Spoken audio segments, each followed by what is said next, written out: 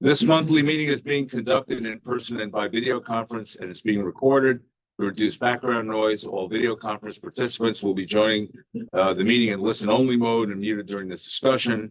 WETA welcomes comments from the public. A public comment period will be set aside after each discussion period and will be accepted in person as well as by video conference. Video conference participants wishing to speak are requested to please email your name and item number you'd like to comment on to boardofdirectors@watertransit.org. If you're unable to send an email, you will be given an opportunity to speak on the item after those who signed up. So let's we can get it going. And this is for me today a long-awaited meeting, and what I'd like to do is give a long spiel about the importance of manufacturing our future vessels. But since that's on the agenda, I'm not supposed to do that. So I'll make comments when we get to that agenda item. So in lieu of that, let me just say it's nice to see the organization performing well with ridership looking really solid. And I'm sure we'll get to that report.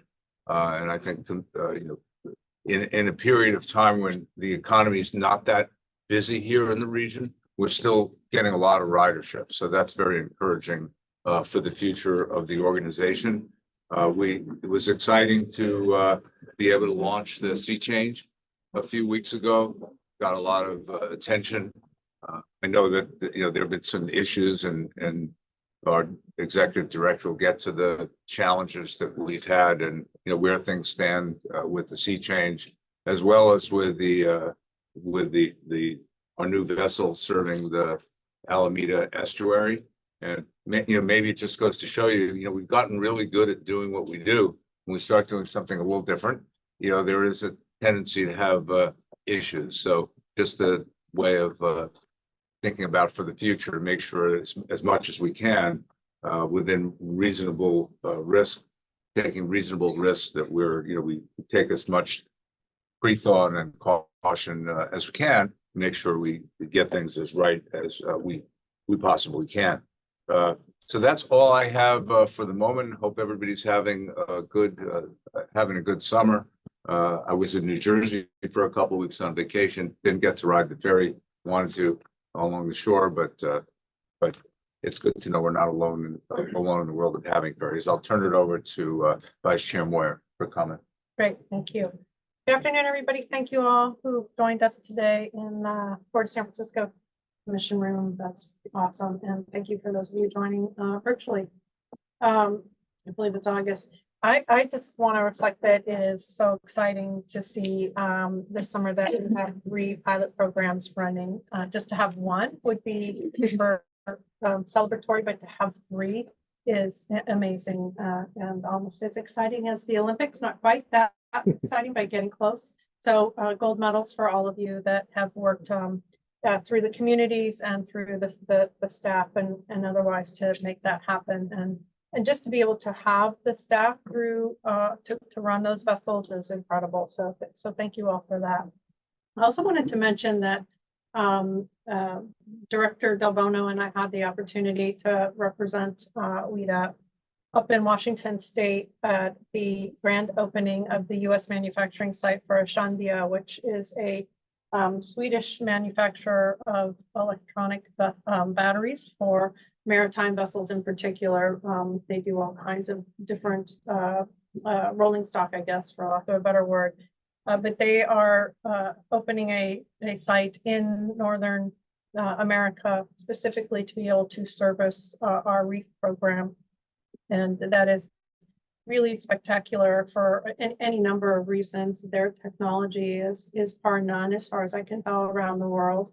And we were honored to represent WETA along with the Governor Inslee of Washington State and the mayor and several other dignitaries. So it's a very monumental step forward as we see a future of going to a non-diesel environment for ferries. And in part of that opening, the governor announced that the state of Washington ferry system would also be moving towards leveraging their battery system in their vessels. But we have to get there first. So I'm happy to see some items on the agenda that will help push that forward. While we were there, we also had a chance to, and thank you, Tim, for setting this up for us, to visit Maverick Marine and see the two vessels that we have underway there and explain who Carl the Fog is. Carl the Fog. You may look outside For our those who may window not know. today. But it was really spectacular to see how the vessels are built, how far along that has come in terms of the technology, and how fast they can go in bringing them together for safety reasons and also just for expediency reasons. And so that was something that was really a highlight of our trip. But just like everywhere else, bringing people up and into the industry is for shipbuilding anywhere is of critical importance. So it was very timely in light of the fact that we're going to have our workshop here in a little bit. So it was a fantastic trip. I think speaking for Director Del Bono as well as myself, we were very pleased to have had that opportunity and excited to see that there's so much momentum continuing to press forward from WETA, and funded, with the generosity of the voters of this great state and region to help make sure that we have the local and state and the regional funds to pursue our vision for economic vitality and environmental stewardship here in the Bay. So kudos to all of you who've made that possible. Thank you. Thank you. Thank you, Director Al. No additional updates other than echoing the sentiments by Chair Wunderman and Vice Chair Moyer in regards to the momentum that we're living in. And so I'm going to leave it at that and pass it over to you. Yeah, thank you. So it was super exciting to attend the launch of the Sea Change with my youngest daughter. And get to drink the emissions from the drinking fountain. That was pretty interesting and cool. So just really appreciate the momentum that we're building on this effort, and the excitement that, I've been hearing it in the community. I actually ran into somebody yesterday that was like, oh yeah, I was there that day. It was actually my birthday. And so to run into just a random person in Vallejo who had also been there. That was just really cool and exciting. So I'll save the rest of my comments for later on the agenda. Thank you very much. And yeah, I a couple of months ago, I made the request that we, from time to time, differentiate the location of the meeting. And so I'm just glad to see we moved it one dot. It's a big move, but you have to take things at a pace. With that, I shall turn it over to our executive director for his report and his team. Great, thank you, Chair Wunderman, members of the board. Thanks for those comments. Staff has definitely been working really hard for the last couple of years on the WETA pilot programs and getting those underway. We didn't plan to have all three of our first pilots start in the same month, but that's the way it worked out. It was definitely a busy month. Great to see the Sea Change finally come online. We have been hearing so much from the maritime community around the world about how excited they are for this vessel to be in operation. We're excited too. It definitely earned us a lot of attention and kudos for making it happen. The vessel is the first of its kind, and so there are some issues, as we know, with first of their kind technology. We experienced a lot of those during the certification of the Sea Change for operation, and we are continuing to see some issues on the Sea Change from a mechanical standpoint. That did take it out of service for one weekend already. It's in dry dock for a scheduled dry dock next weekend, and so we knew that was coming, but we look forward to it getting underway again after that dry dock occurs. And we're going to learn a lot regardless of how reliable this vessel is. That's one of the things that we wanted to understand about the technology, is how reliable is the vessel. There'll be a comprehensive report at the end of our 6-month pilot about the technology, how applicable it is to the transit services and routes that we operate on our network, how we might be able to implement the technology in the future as a part of our network. And yes, reliability is a part of that. Supply chain of supply of hydrogen, and particularly green hydrogen, is a part of that. So a lot more to come, a lot more to learn as we continue to operate that vessel. Ridership has been what you would expect on the Pier 41 to Ferry Building route, busier on the weekends. Not every run is full, but my family and I were on there for a couple of runs, and we saw a lot of people there, not just to get from one place to the other, but to experience this technology firsthand. And the water fountain exhaust is definitely a key feature that people know about. The other exciting service that we launched, the Oakland Alameda Water Shuttle, has just been a huge hit in that community. Ridership has been full for about half of the runs that vessel makes. The vessel is not very big, but there are people lined up to take it. A lot of cyclists, a lot of seniors taking the vessel from Alameda over to Jack London Square for lunch. We're hoping that continues and looking to continue to market that service, working with our partners, especially the city of Alameda, to do that. We had an issue on day one with that vessel when it hit the dock a little bit too hard and caused some damage to one of the pontoons that needed to be repaired. So that was a little unfortunate, especially in terms of timing, but that has been resolved, and so far that service is running really reliably. Director Alba, you mentioned the frequency of the service maybe being improved, and I think in our observations so far there's definitely some wiggle room there. So we're going to be working with our partners to see if we can enhance that. It is a short trip, so turn times are definitely something we could probably improve. And then the third pilot is the Redwood City ballpark service. We had our Sunday service to the Giants game from Redwood City. Also went great. It still took some careful planning and even some work that needed to be done on the ramp at the Port of Redwood City. But about 250 riders took that service to the ballpark. So exciting to know that there's an interest in ferry service in Redwood City that can be demonstrated with real riders. And we're looking forward to the next couple of runs that we take this summer. And then we'll hopefully keep that going and keep people excited about Redwood City ferry service leading up to an eventual permanent route on our network in the future. We released 2 RFPs last month for our first class of electric vessels, first 2 classes of electric vessels. The first is the 350 passenger electric vessels that will serve the waterfront here in San Francisco. And the second request for proposals is for 2 400 passenger vessels that will serve our Central Bay routes. We've had good attention from shipyards that will be responsible for helping us procure these vessels and building these vessels. And they will be, in a sense, first of their kind, because they'll be the first in the country to be able to operate on a high-speed passenger ferry network. And we're very much looking forward to continuing these projects and getting those vessel builds underway. And we know that there'll be continued attention on this project as the first phase of our REEF program moving forward.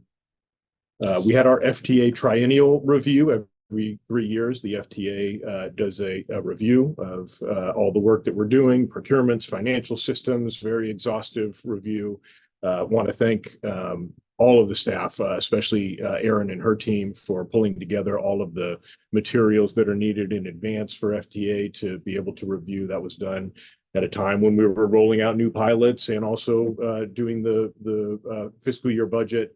So it was a lot of work on top of all of that work, and they did an excellent job. It's demonstrated how excellent a job they did by the results of the review. We had it looks like we'll have a couple of very minimal findings that can be corrected the next time we do our quarterly reports to FTA. Other than that, no issues with how we're conducting our business, with how we're being good stewards of the FTA funding that we receive. So good news there. We had the FTA team here for a site visit last week and took them on a ferry ride over to Central Bay to the seaplane terminal and had them tour our Central Bay facility.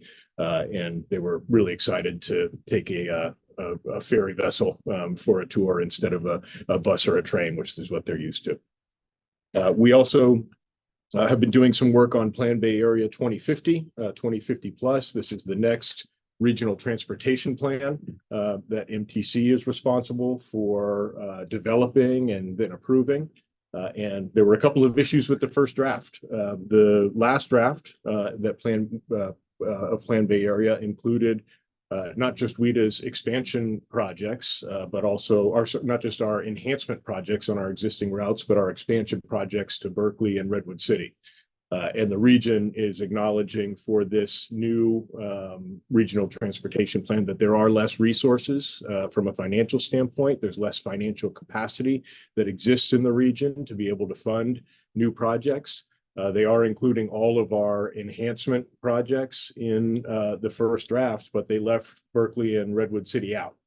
So as soon as we saw that, we alerted our partners, and our partners are very concerned about this. The first opportunity that MTC staff had to present this draft plan was at the Regional Network Management Council meeting, which I sit on.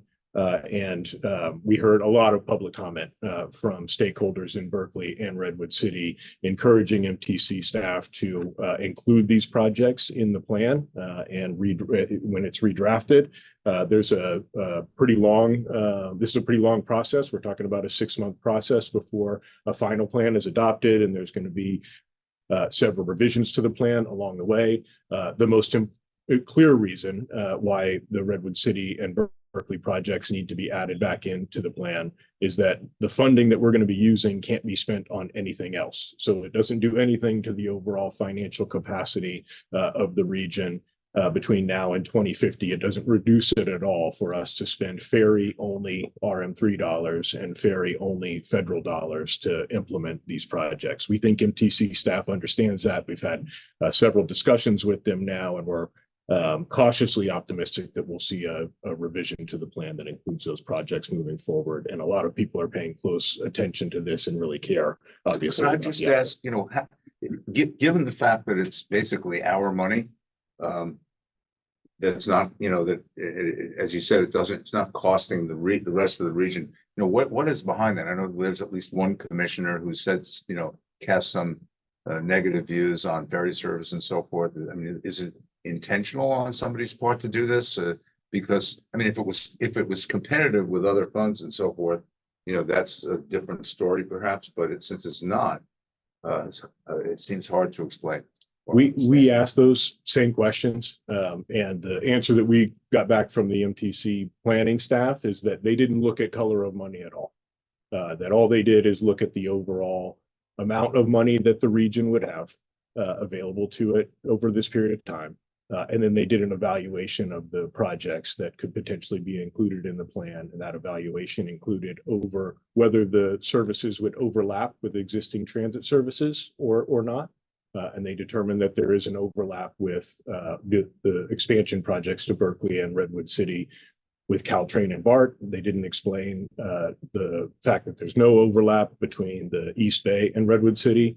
But they didn't look at color of money at all. We told them we think that's a mistake. And it's a mistake that could cost us the opportunity to compete for federal dollars for these projects moving forward. It's not the first time that this has happened to a really popular transit project that has money dedicated to it. SMART experienced the same issue with MTC and the regional transportation plan, and they were able to successfully navigate that with MTC. So we're hopeful we will be able to as well.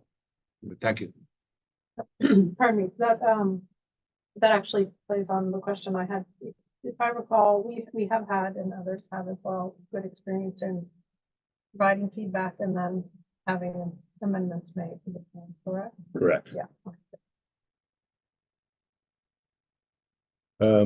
With that, I will, you have in your packet financial report and your state and federal legislative updates, and I'll turn it over to who's doing our Dave and Joe for the monthly operations and recovery report. The big room, look for you. Yeah, dark out there. Good afternoon, directors. It's a quick update on system performance. SFA Ferry's on-time performance, service reliability continues to remain high through 2024. On-time performance for the period January through July was 97.3% system-wide, which was identical to the same period in 2023. Service reliability averaged 99.5% through this period, and that's January through July 2024, compared to 99.2% for the previous for the same period in 2023. So slight improvement in reliability overall. There were a total of 155 trip segments canceled January through July combined, compared to roughly 29,000 trip segments provided during this period. Canceled trips represent just 0.5% of total scheduled trips over the January through July period. One finding is that on-time performance for the Vallejo weekend services declined in recent months. Over the last 4 months, April to July, on-time performance for weekend Vallejo services averaged 82% compared to 97% for the first 3 months of the year. On-time performance for the weekend Vallejo service reached 77% in July, so down even further from the average a little bit there. The decline in on-time performance for the Vallejo route appears correlated with higher ridership experienced since April, with ridership in the spring and the summer of 2024 exceeding pre-pandemic Vallejo weekend ridership levels. The operations team has initiated discussions with Blue and Gold Fleet to understand underlying causes and to develop solutions to improve on-time performance for the Vallejo weekend service. With that, I'd like to invite Tom Hall, our Director of Operations, to discuss preliminary observations, solutions to improving the performance for the Vallejo weekend service. Thanks, Joe. Tom Hall. We just wanted to outline that we take it seriously that we're not seeing improvement on the real on weekend Vallejo service. So we looked at, every weekend delay that we had on that service over the course of a couple of months. We did make some adjustments to our service plan in late June. There were 2 items. One was to assign a guest assistant representative to start their shift on the weekends in Vallejo before going to downtown San Francisco, where we need them most on the weekends due to the variety of service we have here. We did that in June for baseball weekends. We also reestablished direct Giants ballpark service from Vallejo, Oakland, and Alameda on weekend day games. We have the vessels and crews available. We have been doing the ballpark short hop for the last 3 years. That really serves to induce extra demand on our regular Transbay service. What we found this season, we started to find a little bit last season, we definitely found this season, is that there are so many people that want to ride our Transbay ferries to not go to the baseball game, that there was a conflict there in terms of sheer capacity. We were oversubscribing our boats every time the Giants had a day game, so we adjusted our service plan to try to quell that. We thought that that would help with the on-time performance as well. As we saw in July, it helped a little, but not nearly enough. So we have some additional ideas. There are some particular trips that are consistently late on the weekends, especially on peak weekends. 4th of July weekend, for example, Saturday, July 6th, we had a number of delays. It was also our best weekend days other than Fleet Weeks since the pandemic recovery program went into effect. So a lot of it is due to high passenger loads and dwell times that are perhaps not long enough given current ridership. They worked in 2021 when we really tightened up the schedule and made our system more efficient. When you add, a double-digit number of a percentage increase in weekend ridership, it doesn't hold. So we're going to look at that with the planning team over the next couple of months and make some schedule adjustments to account for that. We're going to continue to review video and data with the operations team at Blue and Gold Fleet to really tighten down and make sure that we have that all connected together. With that, unless there are any questions about on time, Dave is going to. Would you say it's primarily schedule related? That it's the schedule's too tight for the demand, or is there other? That's the core issue, is that a commute ridership acts differently than a recreational ridership. So if you look at the video from downtown San Francisco and you see 250 commute passengers from Vallejo getting off, they all need to go to work. They get off quickly. They don't hang out on the boat. They don't have strollers or luggage to deal with. They're having a good time on the boat, but not the same type of good time that the weekend riders are having. So they're a little more efficient getting. You look at the same video, same number of passengers on a weekend, and it just takes a lot longer to get everyone off. A lot of people have no reason to get off. They're just riding the ferry for the experience. And so we have to convince them to get off. And so it's definitely a different environment. And we need to have a schedule that matches that. We got away with it for 3 years, making that schedule more efficient and squeezing more out of our service because ridership was still rebuilding. It's rebuilt enough that has become an issue that we can solve with schedule changes, we think.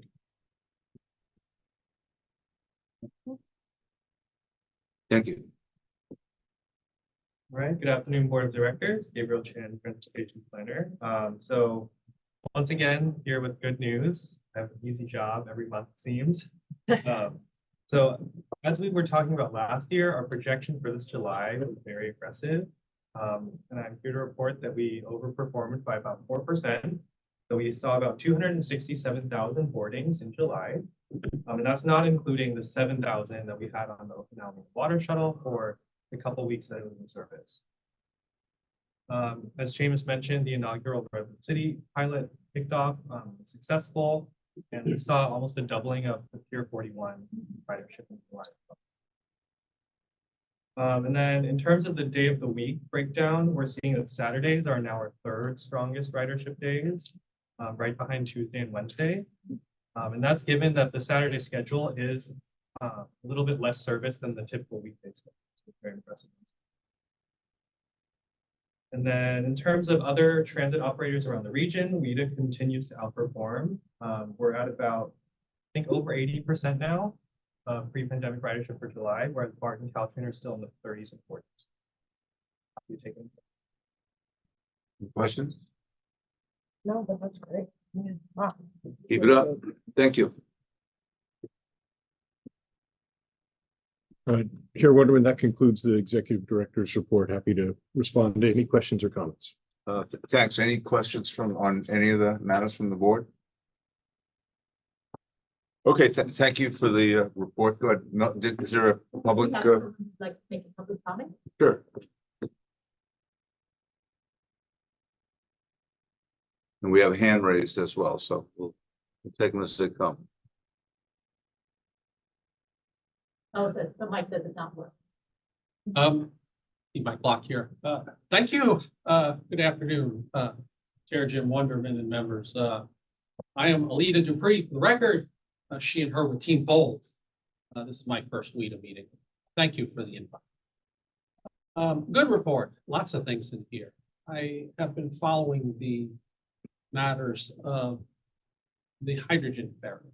I haven't made it over there yet. I hope to soon. Gotta watch the calendar.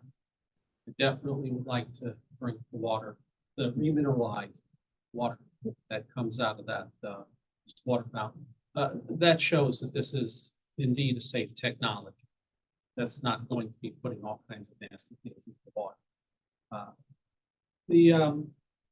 So I got a good number, 80% for recovery, although I think I've seen some charts that have indicated to me at one time we were over 100%. I'm not sure where they got those numbers from. And maybe it's the way numbers are calculated, but I mean, there aren't many agencies in our great nation that are over 80%. I think in New York, they're tracking around 75%. So we definitely want to get our money. Thank you for advocating with MTC. I was at that meeting, I believe, when we talked about matters of this ferry money and making sure that we are included in the plan. Still don't see it. You're fine. We're almost done. You're okay. So it's good to hear one of these reports. At least I know that you're on Zoom. But it's good to be in this room again. Thank you. Thank you. Loriana Castro from the Redwood City.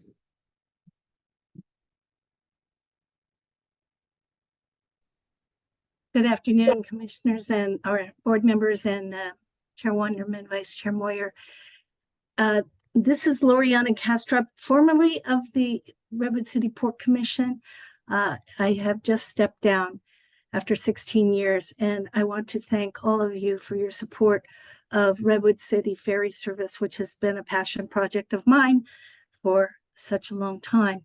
I wanted to say that I was very pleased to be able to attend the pilot ferry project to San Francisco Giants game over the first weekend, and it was glorious. It was a beautiful weather, beautiful ride. The WETA staff, the ferry staff was attentive and explained the reboarding process to people who may never have ridden a ferry before, because many of the people from the peninsula have not done so. The children aboard were all super happy and enthusiastic, and there was, I think, some kind of hide and seek game going. I wasn't sure, but it looked like everybody was having a terrific time. I would like to thank all the staff for their hard work in getting that to happen. I'd also like to commend the skipper of the vessel because, as you know, for the temporary landing that we have at our public access facility at FDOC is not the planned ferry terminal site. And so they have to slow stream through our Redwood City channel for a little bit longer time. And because of that, and there were lots of recreational boaters and human-powered vessels out there. And so I was so pleased to see that it was not throwing any wake. They were slow streaming at an appropriate speed. There were human-powered vessels really close to the boat, and it was not a problem at all. There was no wake going on shore at any of our adjacent wetlands. I really looked to see about that. So it was really a pleasure to see that and to experience it myself. And so I can only just thank everyone from the bottom of my heart for all the work in getting this to happen. And I hope the rest of the pilot service goes really well and that we have more and more people aboard from the peninsula. I know that we had a city council member and a couple of port commissioners, and I believe we had people from all over the peninsula, not just from Redwood City.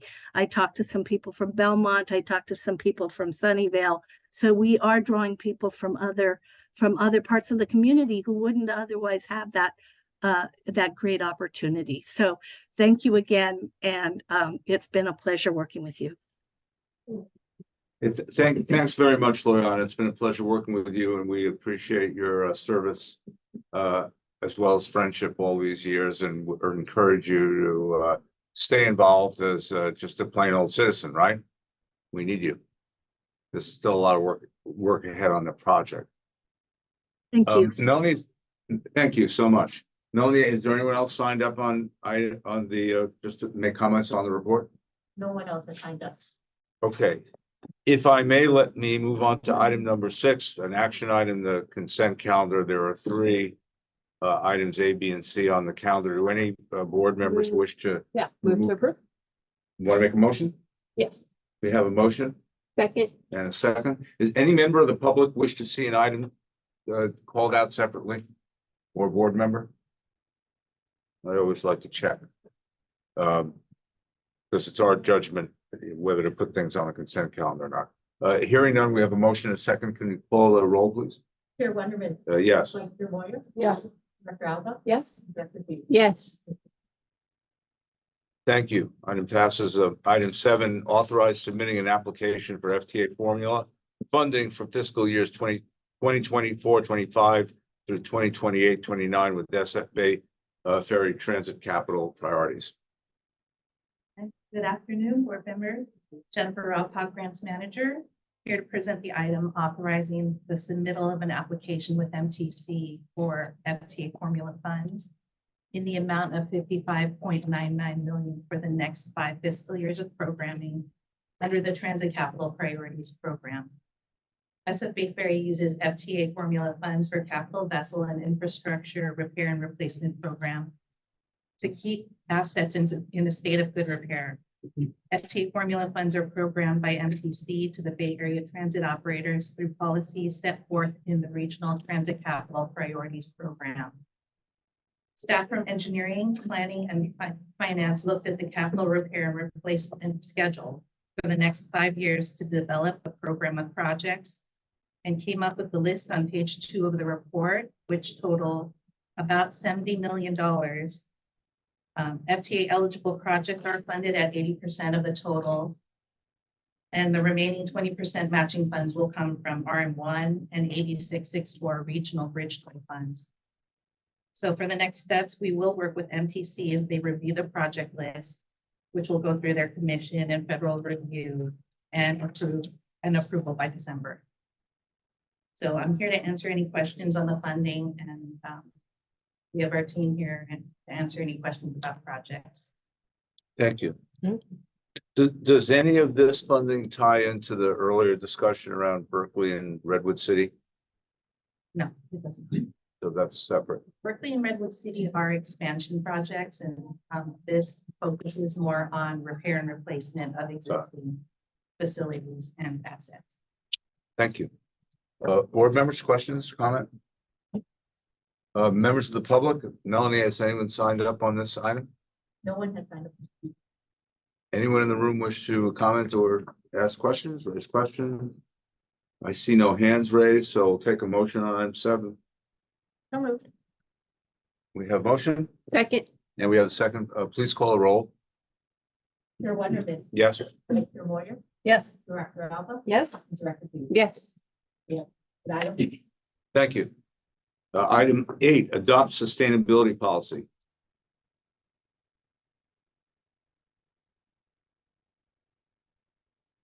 Good afternoon, Chair Wonderman and directors, Arthur Tubana with finance. So this is an action item. Staff is recommending that the board adopt the sustainability policy. We presented the draft sustainability policy last month. To provide a brief summary, the objectives of the policy reinforce our commitments to continually pursue the efforts that we have done today and with which we have shown on. We are formalizing those efforts in our policy and also aligning that with our service mission and expanding it beyond the environmental goals to include social and governance consideration. So based on the feedback that we heard from the board last month, we have made 2 updates. One update speaks to the efforts for encouraging one-friendly lifestyle and strengthening the land management. And the second update speaks to providing more clarity on the sustainability, which would entail having specific short-term action items and setting the stage for a reporting framework on a regular basis to track our progress on those short. Pending the board's adoption of the policy, we will initiate the outreach process with the different stakeholders for developing the sustainability plan. We will come back with that draft. With that, I close the presentation. Thank you. So thank you. Is this the plan that we'll be passing today? Is this the final plan that we're adopting? It is. final policy. Policy. Yes. And I would just come and thank you for incorporating the board's suggestions from the previous meeting. We appreciate that. All right, comments, questions from the board? Members of the public on this item? Item 8. Go ahead. Thanks again, Chair Jim Wonderman and members. I'll lead it a brief for the record. She and her with Team Bold. I have to read over more of this carefully, but I am in favor of advancing sustainable goals.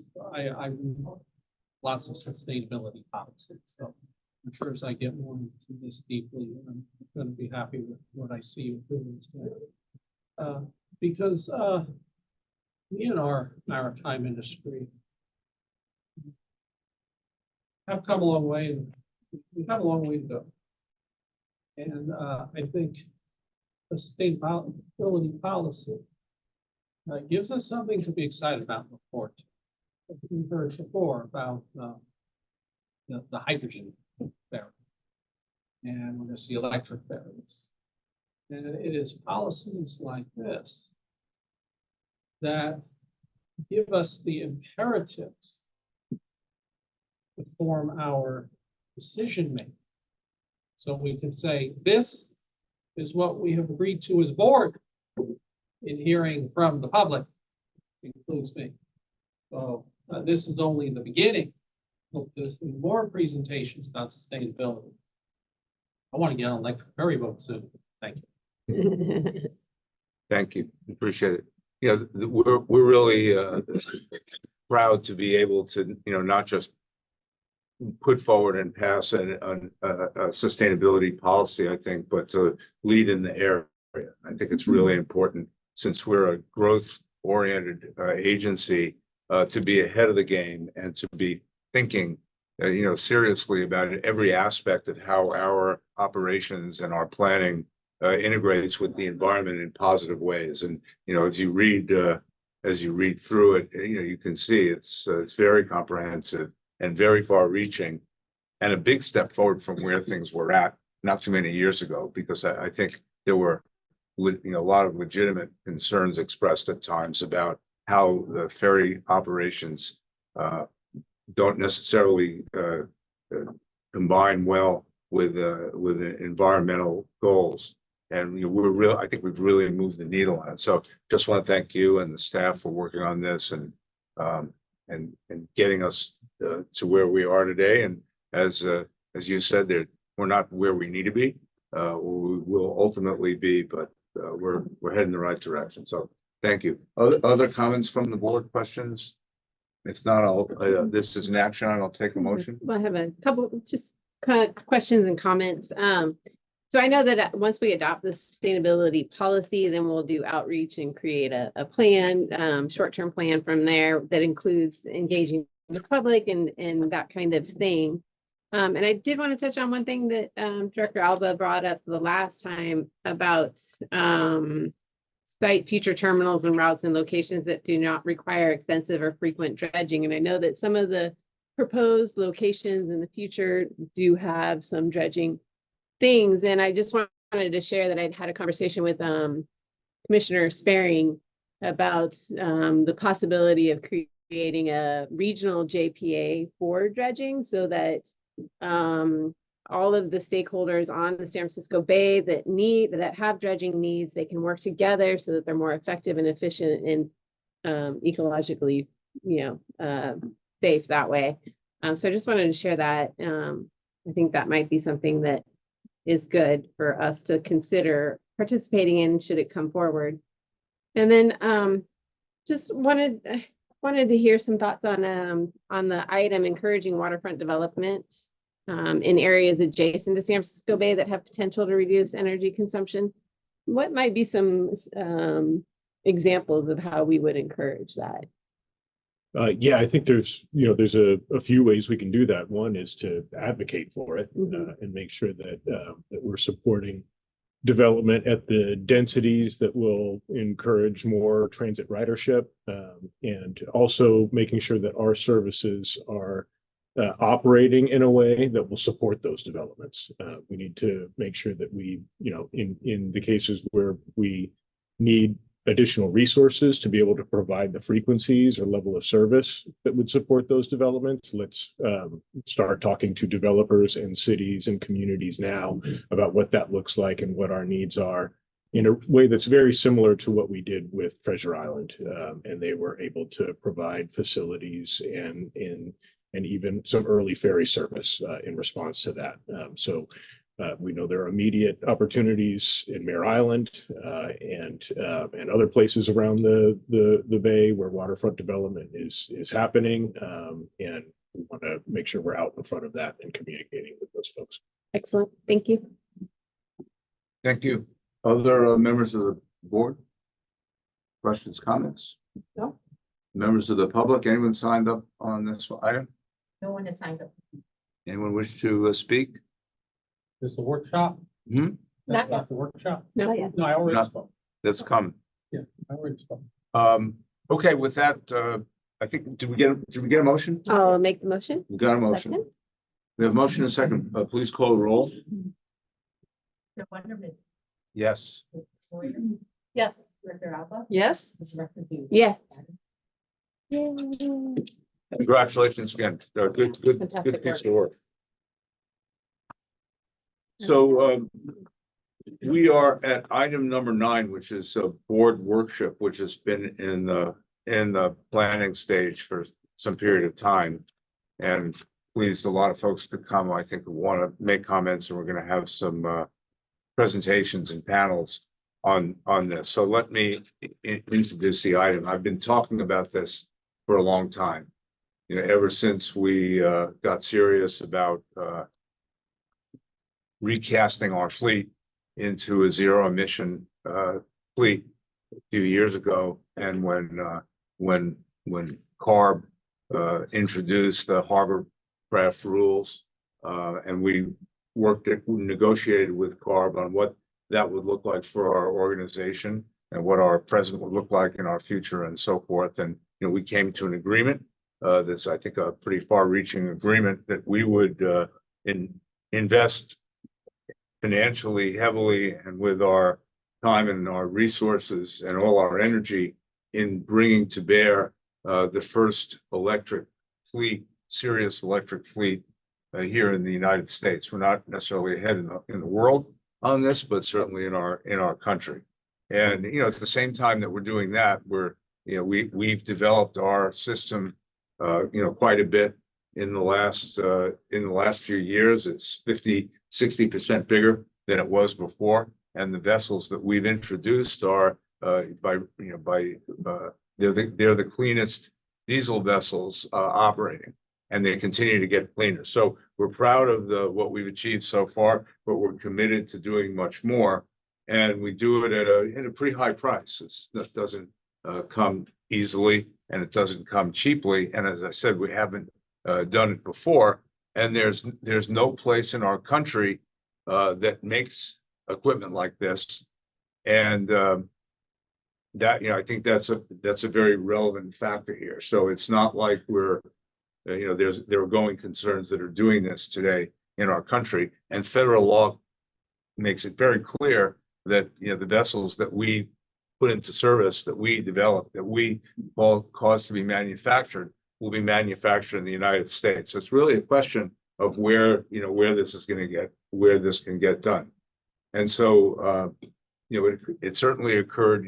What's the possibility of conducting this new manufacture of the future types of vessels we want to see happen, not just here in the San Francisco Bay Area, but in our country and in our world, of creating that right here at home. And so, a few comments on that is, historically, this region, this very port of which we sit, was developed on the basis of shipbuilding. And the place where we are right now, we would have 100 years ago, we would have been surrounded by ships being built. The vessel that the Bay Area Council calls home, just a few piers down the port at Pier 9, was built in 1924 at Bethlehem Shipyard here in San Francisco. And we're very proud. That was a proud history. And there were a lot of reasons why shipbuilding developed on this port and in this region. Obviously, the gold rush, the fast development of San Francisco, a couple of wars, especially World War II, where this area became the central point for building ships, and ultimately repairing ships on behalf of the United States Navy and other agencies associated with the Navy. So at one point, if you came to this area, the shipbuilding was a major part of the regional economy, of our workforce and of our culture. And as time went on, that changed. Things always change, and they have reasons for changing. And little by little, we lost shipbuilding. The war ended. The Navy stopped investing as much funds in building new ships. More money went at that point, probably went from building ships into repair as we went into from the 50s into the 40s, into the 50s, into the 60s, and so forth. And then we went through a period of trying to preserve that industry, but for largely, for competitive reasons, strategic reasons, maybe some poor planning, maybe just because things change. There were other priorities for the use of the waterfront. We basically lost that industry. We became a former shipbuilding region at that point, coming into the by the new century, new millennium, that happened. And then, it's really hard to get that back. But now there could be an opportunity to get it back because it's a whole new kind of construction. It's a whole new era of manufacture. It requires a whole different set of capabilities, of materials, of employees, of locations, and so forth. So I believe you could question, well, why should SF Bay Ferry care? Is it SF Bay Ferry's responsibility to see manufacture, construction, job creation in this industry occur here in the region? And I would say, if you take a look at the regional economy today, it's in the Bay Area, and the way things have gone, we've compressed a lot of the economy into information technology and related business. So you have a lot of folks doing certain work, and that ebbs and flows with different moments in the time scale. And right now, we're not doing very well. The recovery of the Bay Area economy post-pandemic is the worst in the country. It's worse than it is in Los Angeles, and it's much worse than it is in the United States. The job numbers are paltry, and if you follow the news, you're following the layoffs that are taking place in the various major companies, which were the sort of primary go-to places for job creation. And so, having a diverse economy is a pleasant sounding thing, but it's much more important than that. We I think have an obligation collectively as a society and as a government, and we're a government agency, to do what we can to make sure that people have access to good jobs, good paying jobs, jobs with benefits, jobs for the future.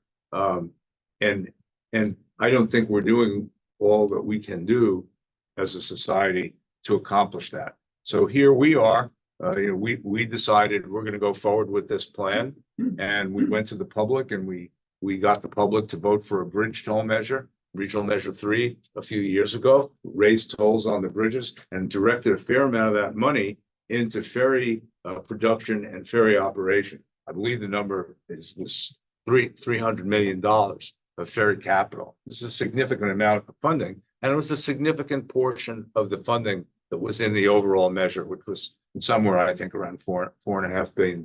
So, fairly significant there.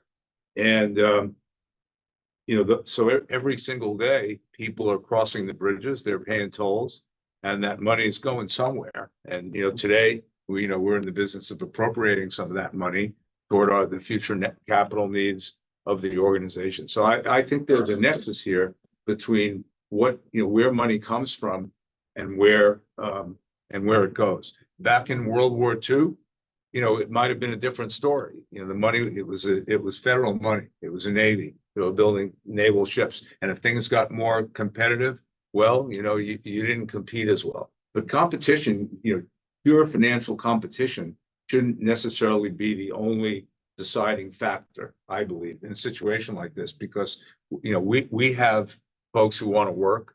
We have a high cost of living. We can't solve for that very easily. And we also want to pay people fairly.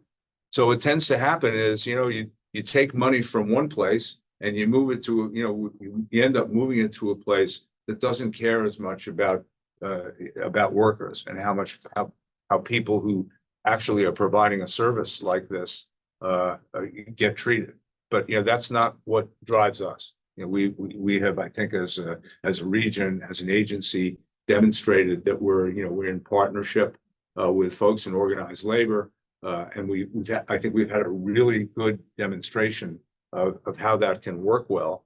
And I'd like to see that be part of the state of mind as we go forward. Even for the non-local money, this is a region that contributes mightily to the federal budget. So we are a donor region. And so to the extent that the United States government has deemed it appropriate for a certain amount of funds to go to ferries, ferry services and transportation, I think it's only fair that those funds come back to the region that's providing those funds in the first place. And I believe, finally, that there's the reason we're doing this and can do this is there's an amazing sense of innovation and ingenuity that exists in our region that gets us out ahead of folks and makes us a leader. And this is, obviously one of those areas that we're doing this. And really what it's a partnership with the state of California and our agency and the stakeholders associated with our agency. And, I think that we don't exactly know what this is going to be like. This is new. This isn't what we've been doing. This is what we're going to do. And we want to do it right. And we want to do the best job possible. And it seems to me, and everything I'm not an expert in manufacturing, but what I understand is that you really want to keep your manufacturing as close as possible to your operations, because when these vessels get produced, they're not going to be perfect. There's going to be problems, and to have the folks who built the boats be hundreds or thousands of miles away from where they're operated, I don't think is the best way to go if there's an alternative to it. So the purpose of this hearing, is really is to explore this, see what the potentials are. We know that there's the potential for reestablishing a maritime industry in the Bay Area is really exciting. We have a group here, the Working Waterfront Coalition, has really been working really hard, and I'm sure they'll speak later, trying to do this. I think that it's common sense, the benefits that go along with it. We know there's headwinds. It's not going to be easy to do it. It's hard to start anything up. We're expensive. We like regulations a lot and things like that. So I'm really interested in hearing from the experts and the folks who want to make something happen. What might we need to do? How might we think about this? What actions can we take? What partners do we need? How do we build a support base to do something really big? And again, I think our agency's primary function is to get these things built and get them out and operate them well. But sitting underneath that, importantly, is a responsibility to do in a way that as much as possible economically benefits this region. With that, I will turn it over to the staff and look forward to the presentations. Great. Thank you, Chair Wonderman, for those comments. I think a lot of that is reflected, hopefully, in the staff report leading up to this workshop. I'll provide just some opening comments, and then we'll get started with some of our panelists here, our presenters. I think you're right. This is the next step for a transit agency. You don't typically see a transit agency focused on how their capital program can benefit the regional economy. There's a lot of discussion about how transit services and expansion projects, when they are operating, will benefit the regional economy, but not a lot of focus on the capital program itself and how it might be focused in a way that benefits the regional economy. We know that that's a high hurdle for us in the Bay Area because our shipyard capacity is constrained. It's declined historically over the last several decades for the reasons that you mentioned. We also know more capacity is better for us regionally for the reasons that you mentioned. And the question is, what can we do about it? What can we do to enhance the regional shipyard capacity so that there are more opportunities for us to take advantage of doing work here locally, the type of work that we've been able to do regionally, is more in line with our maintenance and repair program, less in line with new builds, and we'll cover some of the reasons for that when we go through the workshop. I think the timing is very good for this, as you mentioned, with the kickoff of the REEF program. The technology focus is different. The evolution of the industry is probably at the most pivotal time. There's just a lot going on, a lot of new technologies that are going to offer tremendous benefits for ferry operators like us here in the Bay Area and around the world. Some of them are here in this room, some of them are online. I look forward to hearing their comments, even if they're not a part of this workshop. We've tried to attract, because we knew that the U.S. shipyard capacity is constrained, and the U.S., especially when it comes to these new technologies, the U.S. manufacturing industry, it just doesn't exist for these new technologies. So we've tried over the last couple of years, with the board's help, to encourage some of the international companies that are developing battery technology and electric vessel technology and new hull technology to come to the United States so that we can take advantage of those technologies in our program. Director Moyer just reported on Achandia opening up the battery facility in Washington. Corvus has opened up a battery facility in Washington. So we know that's working, but can we make it work for the Bay Area specifically is the focus of this discussion. So to start, we're going to just familiarize ourselves with the current status of the regional industry and the partners that we work with here, the shipyards that we work with, to understand what the scope of work is that we accomplish here locally, what percentage of that regional focus what percentage of our maintenance and repair program is focused regionally, and then hear from some of the yards that operate here in the Bay Area about the work they do for us and how they see that evolving in the future. So to get us started, Tim Hanners is here, our Director of Capital Program Implementation is here, Project Delivery and Engineering is here, and he's going to talk about WETA's current investments in our regional shipyards. Good afternoon, Chair Wonderman, members of the board. Today I'm here to discuss the local shipyard capacity and some of the work that we've been doing with yards for a while now. San Francisco Bay Ferries, a longstanding relationship with a lot of the local shipyards. We're going to talk a little bit about vessel maintenance. As you know, we currently have 17 vessels. Each one of those vessels requires a dry dock every 2 years. That's what drives a lot of the capital and repair program. In addition to routine, engine overhauls or water jet overhauls, propeller work. The dry docks that are required by the U.S. Coast Guard drive a lot of the repairs and inspections. So every one of our boats is required to undergo a dry docking every 2 years, so 8 to 9 a year. They can range from $100,000 per dry docking to $200,000 and upwards, depending on the scope of the work. But generally speaking, they range between $100,000 and $200,000. We have 3 local shipyards, 2 on Mare Island in Vallejo and 1 in Alameda, that are capable of dry docking our boats here locally. They have an opportunity to bid on all of those routine dry docks.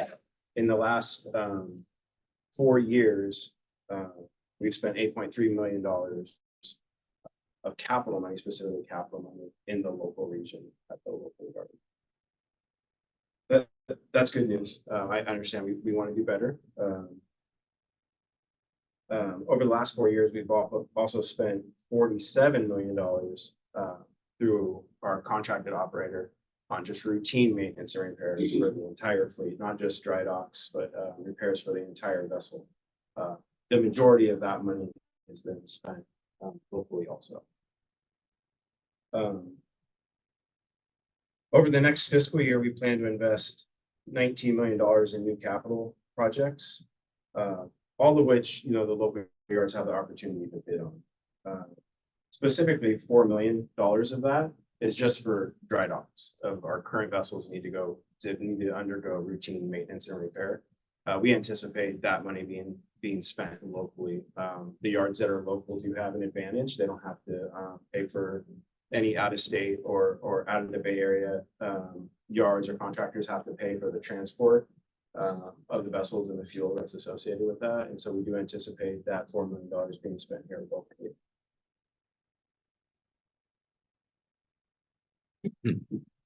With that, I'm here to answer any questions you might have as it relates to the repair and maintenance or any of the ongoing work that we're currently doing with the shipyard.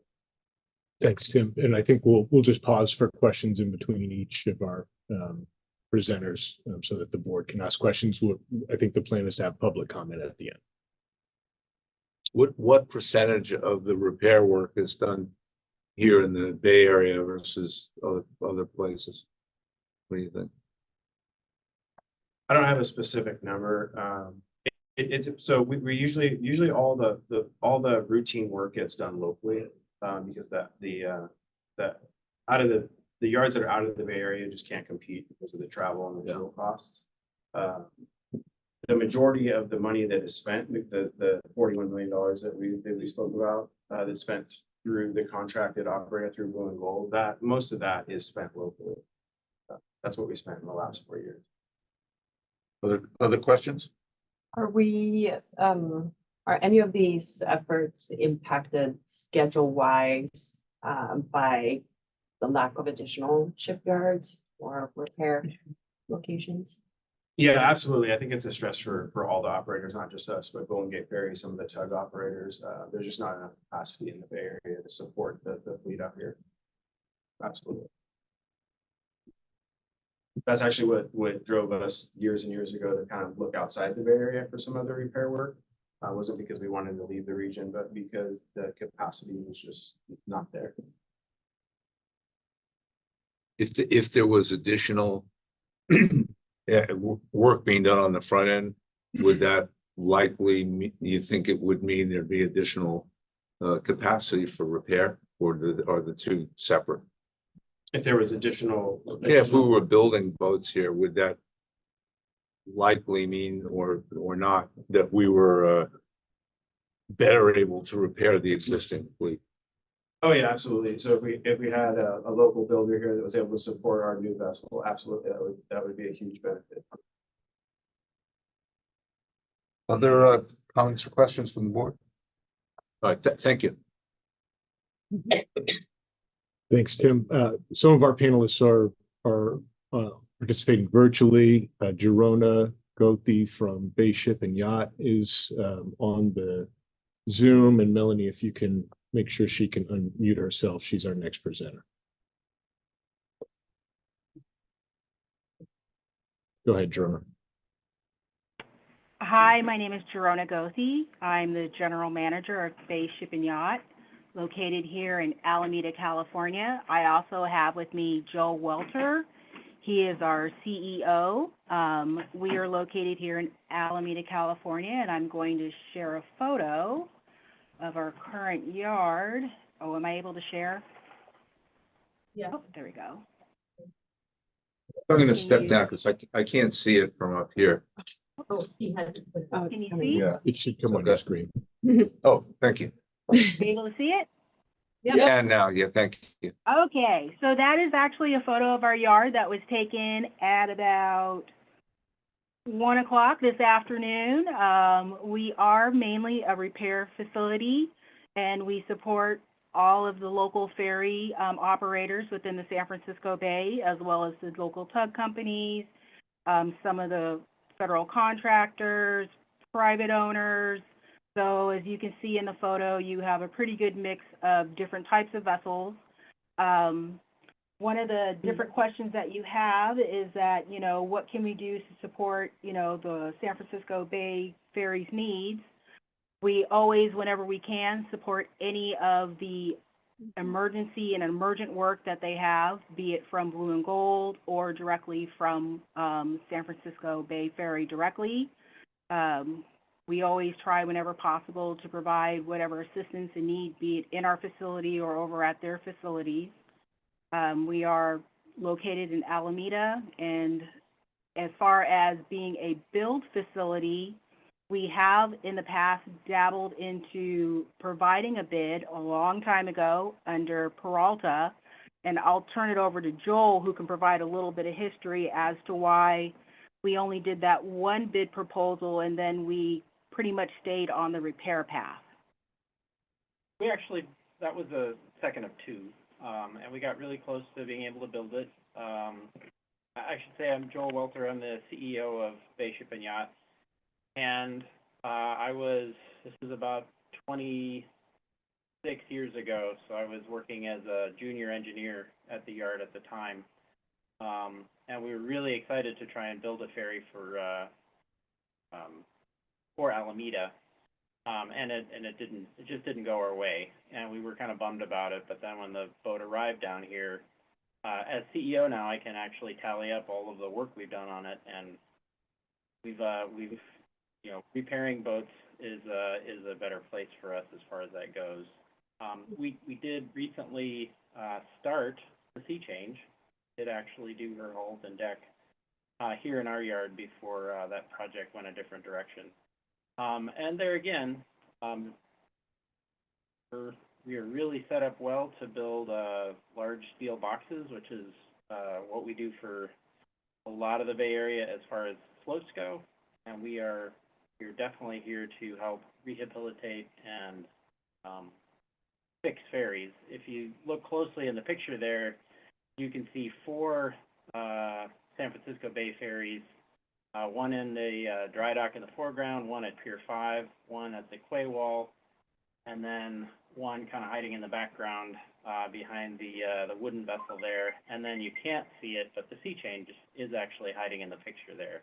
Thought we could almost play a game to try and find it, but then I couldn't find it myself, so he's completely hidden behind the Electra. And as Joel mentioned, we are not completely not interested in doing builds for the San Francisco Bay Ferry. We just know what our current things that we're very good at doing, and that is performing the barge and float builds that are part of the reef projects, not necessarily the vessel build at this time. Any questions? Thanks. Any questions from the board? Oops, sorry. Sharon? Okay, thanks. And we may, if you stick around, we may want to ask him some more questions later. Okay, thank you. Thank you. Thanks, Jerona and Joel. I think Christian Lin from Lin Marine is also here virtually.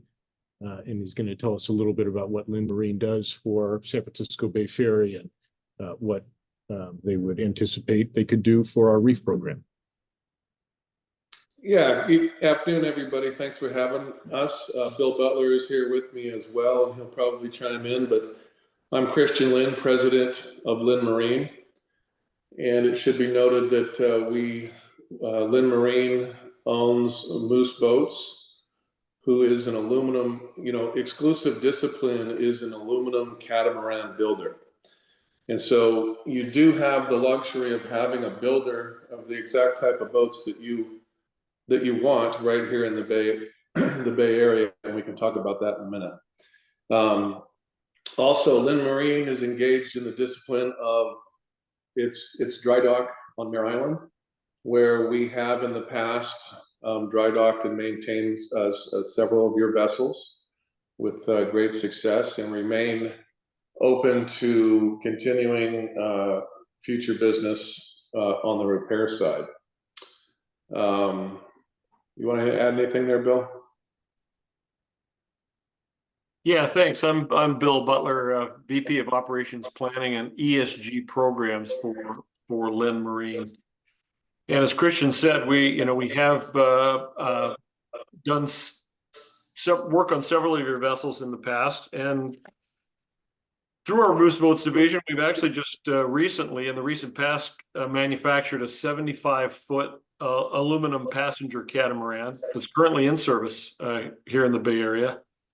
And we'll be building a 122-foot steel construction passenger vessel later this year. So it's not like, new vessel construction isn't happening. It's just not happening, hasn't been happening to the scale that SF Bay Ferry is looking for going forward. So I'll turn it back to you, Christian. Yeah, thanks, Bill. Yeah, and so on the new build side, I think that it's worth a discussion with the fact that we are in Vallejo. Vallejo is, as you know, a historically underutilized business zone, and it's difficult for Moose Boats and Lind to bid on the current vessels because we don't feel it is a level and fair playing field with our competitors who can build out of state. And what I mean by that is that, obviously it's probably no surprise to everyone on the board and all you in the audience that there is a much higher cost of living here in the San Francisco Bay Area. And our employee costs are considerably higher, and we have very highly skilled employees that are harder to come by here in the Bay Area because of housing prices and because of all the things that you already know about of why it's so expensive to live here. So it is harder to find the skilled labor, and we just have to pay them more. We have to put in a lot more training, and we have to take really good care of these employees. It's also what I would consider to be doing business in the most highly regulated, environmentally regulated atmosphere in the United States of America, specifically the Bay Area. And that's certainly not a complaint coming for us. We are fully on board with, doing the best we can as good stewards of the Bay. But what it does is it sets a very imbalanced playing field when bidding against folks who don't fall under those same criteria in their business. And the amount of permits that we have to operate our business in the shipyard and the boat building company are incredible and enormous, and we have entire employees who are dedicated to just maintaining things like that. And so it would make sense to us that the board would level this playing field out in some way so that actually, let me back up a second and say that bidding on one of your vessels requires a lot of time and money and energy from our companies. And to know that it's already skewed in another direction so far makes it, less tantalizing, let's say, because we're going to spend the money and get nothing back should we lose, which is likely the case with the cheaper builders in the north and over to the south. So, we have to really manage how we spend our time and money for all the reasons that I told you a moment ago.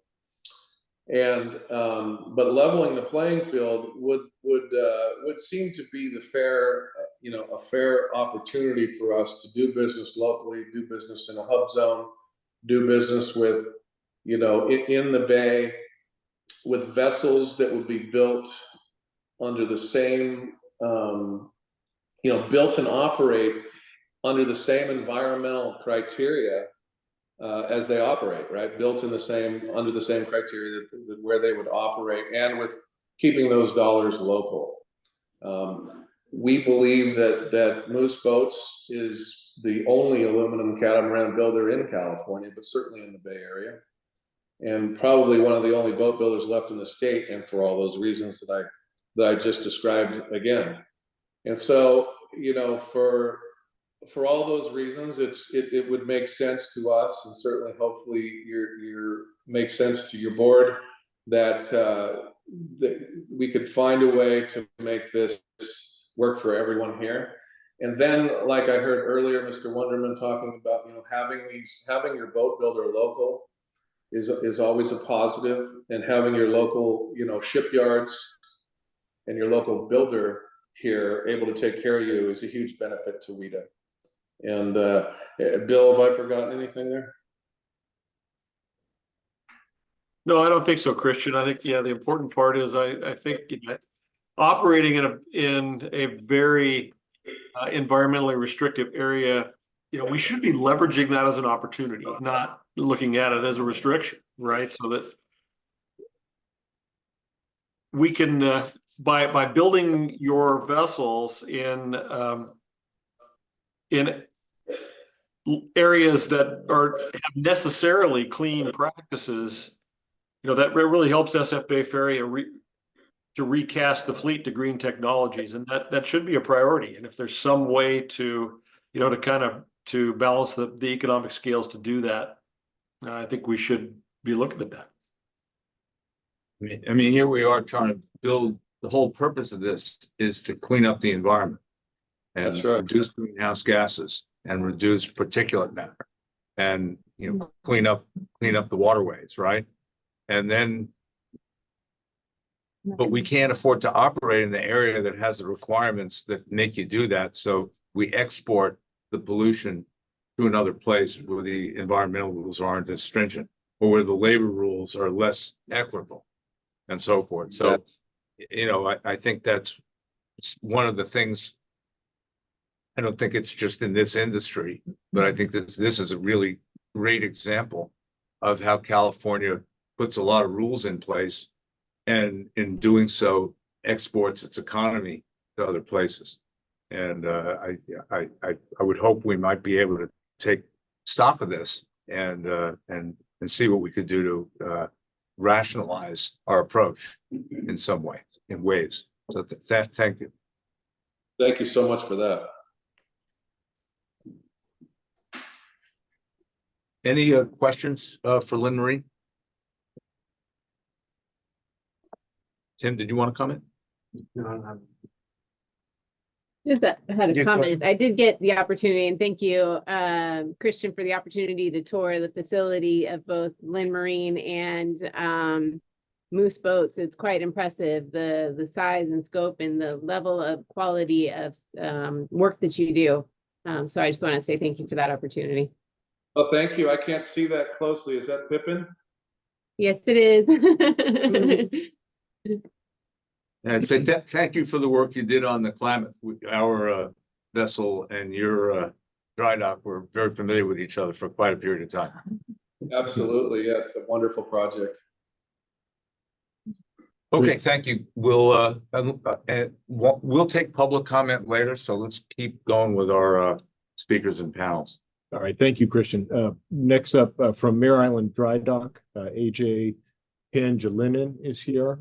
He's virtual as well, Melanie, if you allow him to himself. I can't see him on my screen, but I'm. AJ, you there? I am.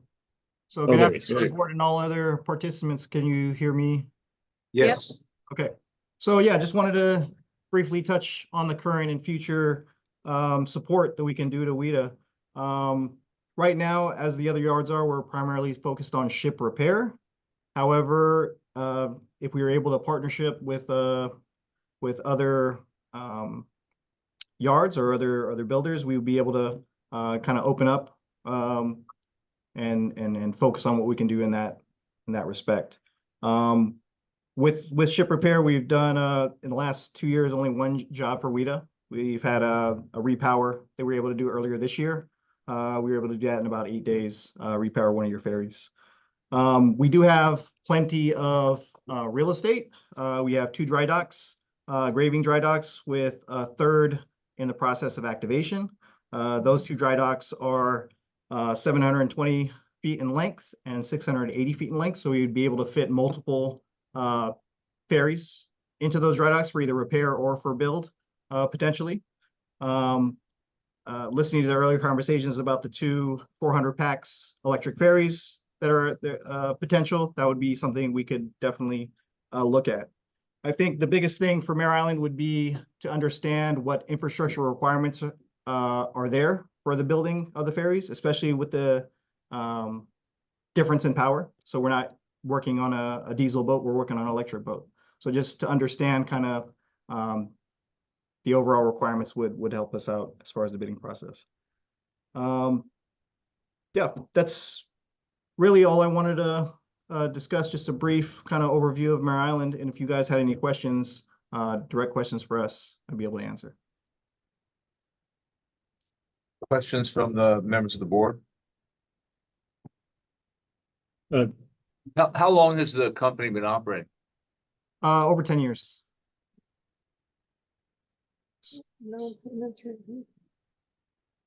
Here, Wonderman, Just a quick question. You heard AJ, I think Christian mentioned some of the reasons why, in Girona as well, why they haven't bid on WETA new builds in the past.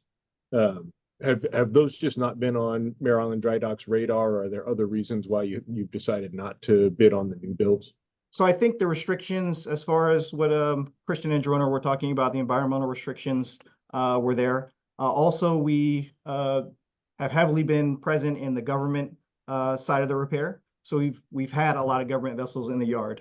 So we want to open up our opportunities with commercial, with local government, as well as maintaining our relationship with federal government. So that's one of the main reasons we haven't bid in the future, or in the past, sorry. Right, thank you.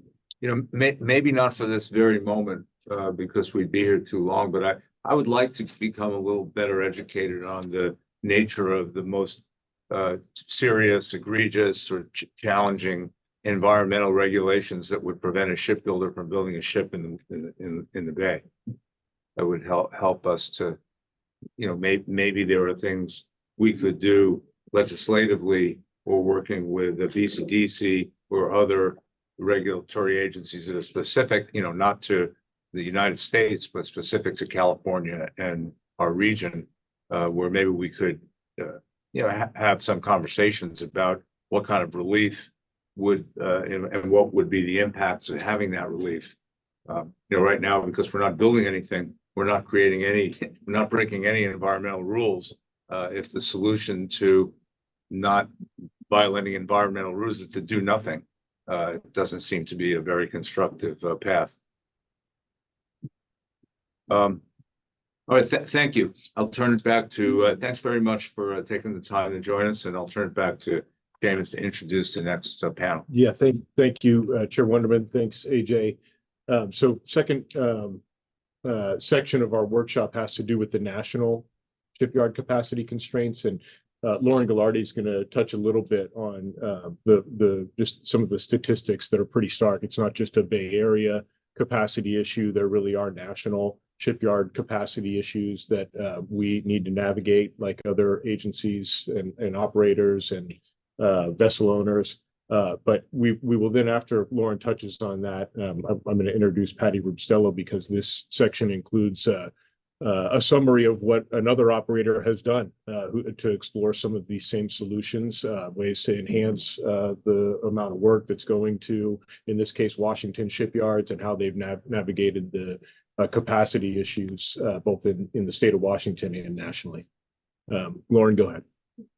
Afternoon, everybody. Lauren Glardy, Manager of Government and Regulatory Affairs. Let me know if you need to talk louder, because I know the mics are not working. So this is not an issue that is siloed to the Bay Area. This is something that's happening nationwide. Overall, the U.S. shipbuilding output has decreased by more than 85% since 1950s, when the number of American shipyards capable of building these large vessels for military ocean-going vessels has fallen by more than 80%. Most of these studies have pointed to the contraction of the U.S. military. You can see that around the Bay Area, when there was so much land developed and dedicated to the military. Alameda Naval Base, Treasure Island, Mare Island, those are all gone. They're being redeveloped. That has left our region. And as a result, the capacity in the shipyards has also felt that contraction as well. One of the statistics, just in looking at this issue nationwide, in 1955, the Navy had over 1,000 ships. That dropped down to its lowest point in 2017, when it had 272 ships. It's back up a little bit in 2024 with 472 ships, but that's still 50% below what it was in 1950. The big difference. As well, there's about 154 private shipyards in the United States. That's it. And those are spread across 29 different states.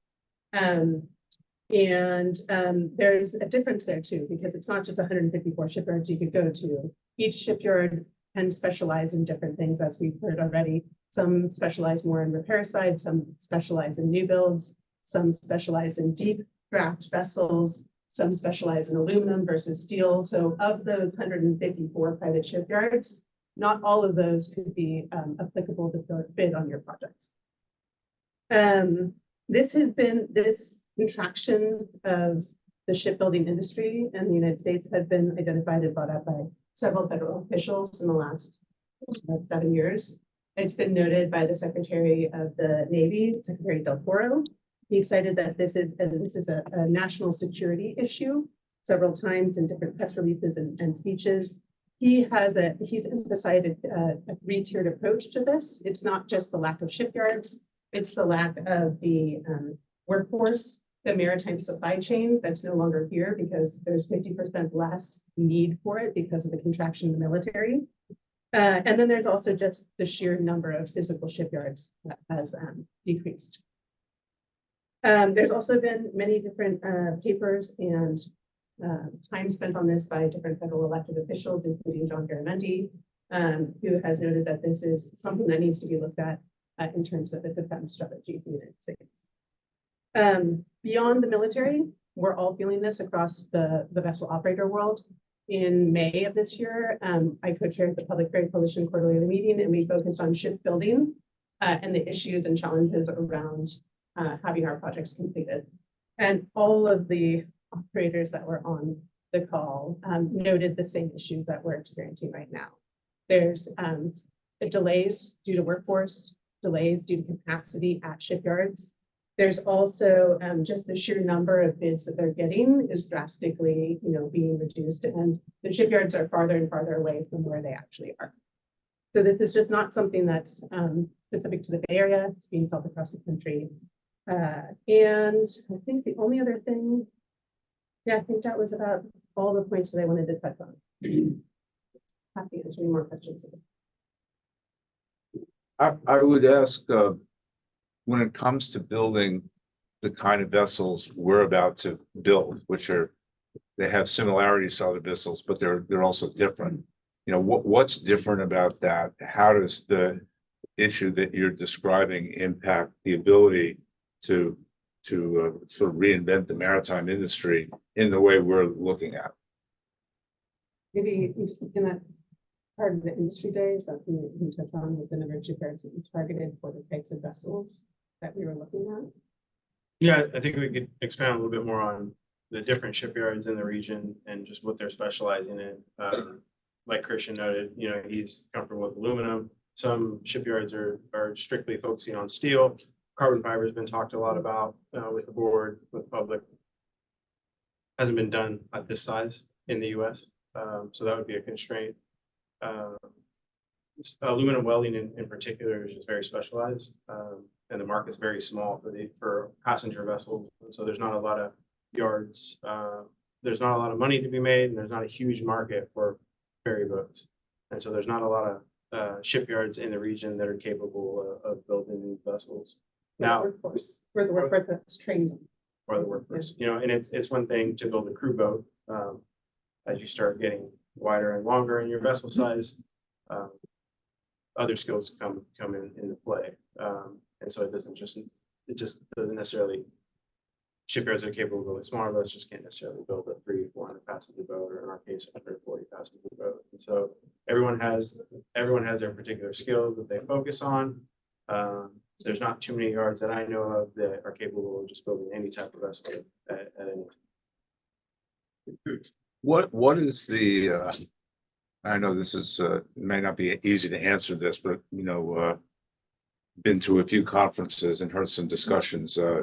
I think the maritime industry globally is responsible for 3 to 4% of the greenhouse gas emissions in the world.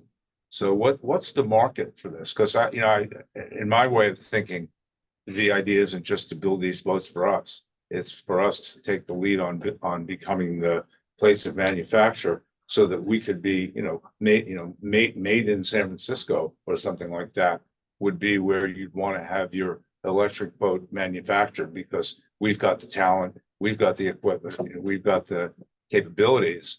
And as you're saying, there's a lot of pressure, at least nationally, if not globally, on where boats can be made. I mean, I'm probably not prepared to answer that question. And some of the research that I did for this meeting, I think I'm making the right statement here, but it was something along the lines of like 75% of the shipbuilding capacity in the world is currently done by Korea and Japan, I believe. And so given that we can't actually use those vessels because they have to be built in the United States, I think the market is really just the United States. I think in particular for electric zero emission vessels of this size, it hasn't been done in the US. And I think once we're able to prove that that works, I think a lot more operators around the country would be. Yeah, maybe my better question would have been, what's the market in the United States? Where, where we could be the supplier rather than just the recipient. I think that's all changing right now, right in front of our eyes. I think this whole entire industry, just based on the research and being involved in the last 15, 20 years, we're just at an inflection point, right? The contraction has happened of the shipbuilding industry. There's pressure on it to expand for security reasons, for general reasons of private operations. And then there's also just a change to a new technology. So all of those things are happening at the same time, and it's just putting a ton of pressure on the American industry. I don't know if I can answer your question more fully than that. Thank you. Thanks. Great, thank you, Lauren. Appreciate it. So Patty Rubstello is joining us virtually. She's the former Assistant Secretary at Washington State Department of Transportation. Patty was in that role, was in charge of Washington State Ferries, and she's going to tell us a little bit about how Washington State Ferries has historically navigated the issue of keeping Washington dollars in Washington, and how that's evolved recently as well. Thanks, Patty. Thank you, and thanks for the opportunity to share what we're learning here in Washington State. But I also want to congratulate you on launching your Sea Change. Just kudos to your leadership in the industry to try new technology. It's not something everybody wants to do, and we're excited to see you do that and be successful there. So just wanted to share those kudos to all of you. So yeah, Washington State, going back to 2001, our state legislature did put into state law that our vessels would be built only in the state of Washington.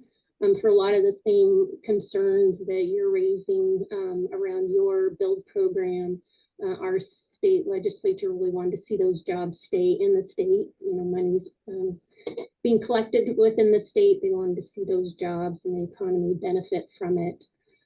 So that put us on a journey of building our vessels here in Washington State. And over about 15 years, we built 10 vessels. And unfortunately, where they thought that would help with competition, those 10 vessels were all procured by one shipbuilder. They're bigger is who they are today. They formerly were called Todd Shipyard. But they've been building our vessels for about 15 years, and really didn't have a lot of issues or concerns other than back to that competition. We might have had one other shipbuilder propose or at least be part of the initial procurement process, but would drop out before getting to the final bids. Then around about 2015, our legislature was starting to hear that maybe combination with the competition, but also costs were a challenge because you don't have that competition.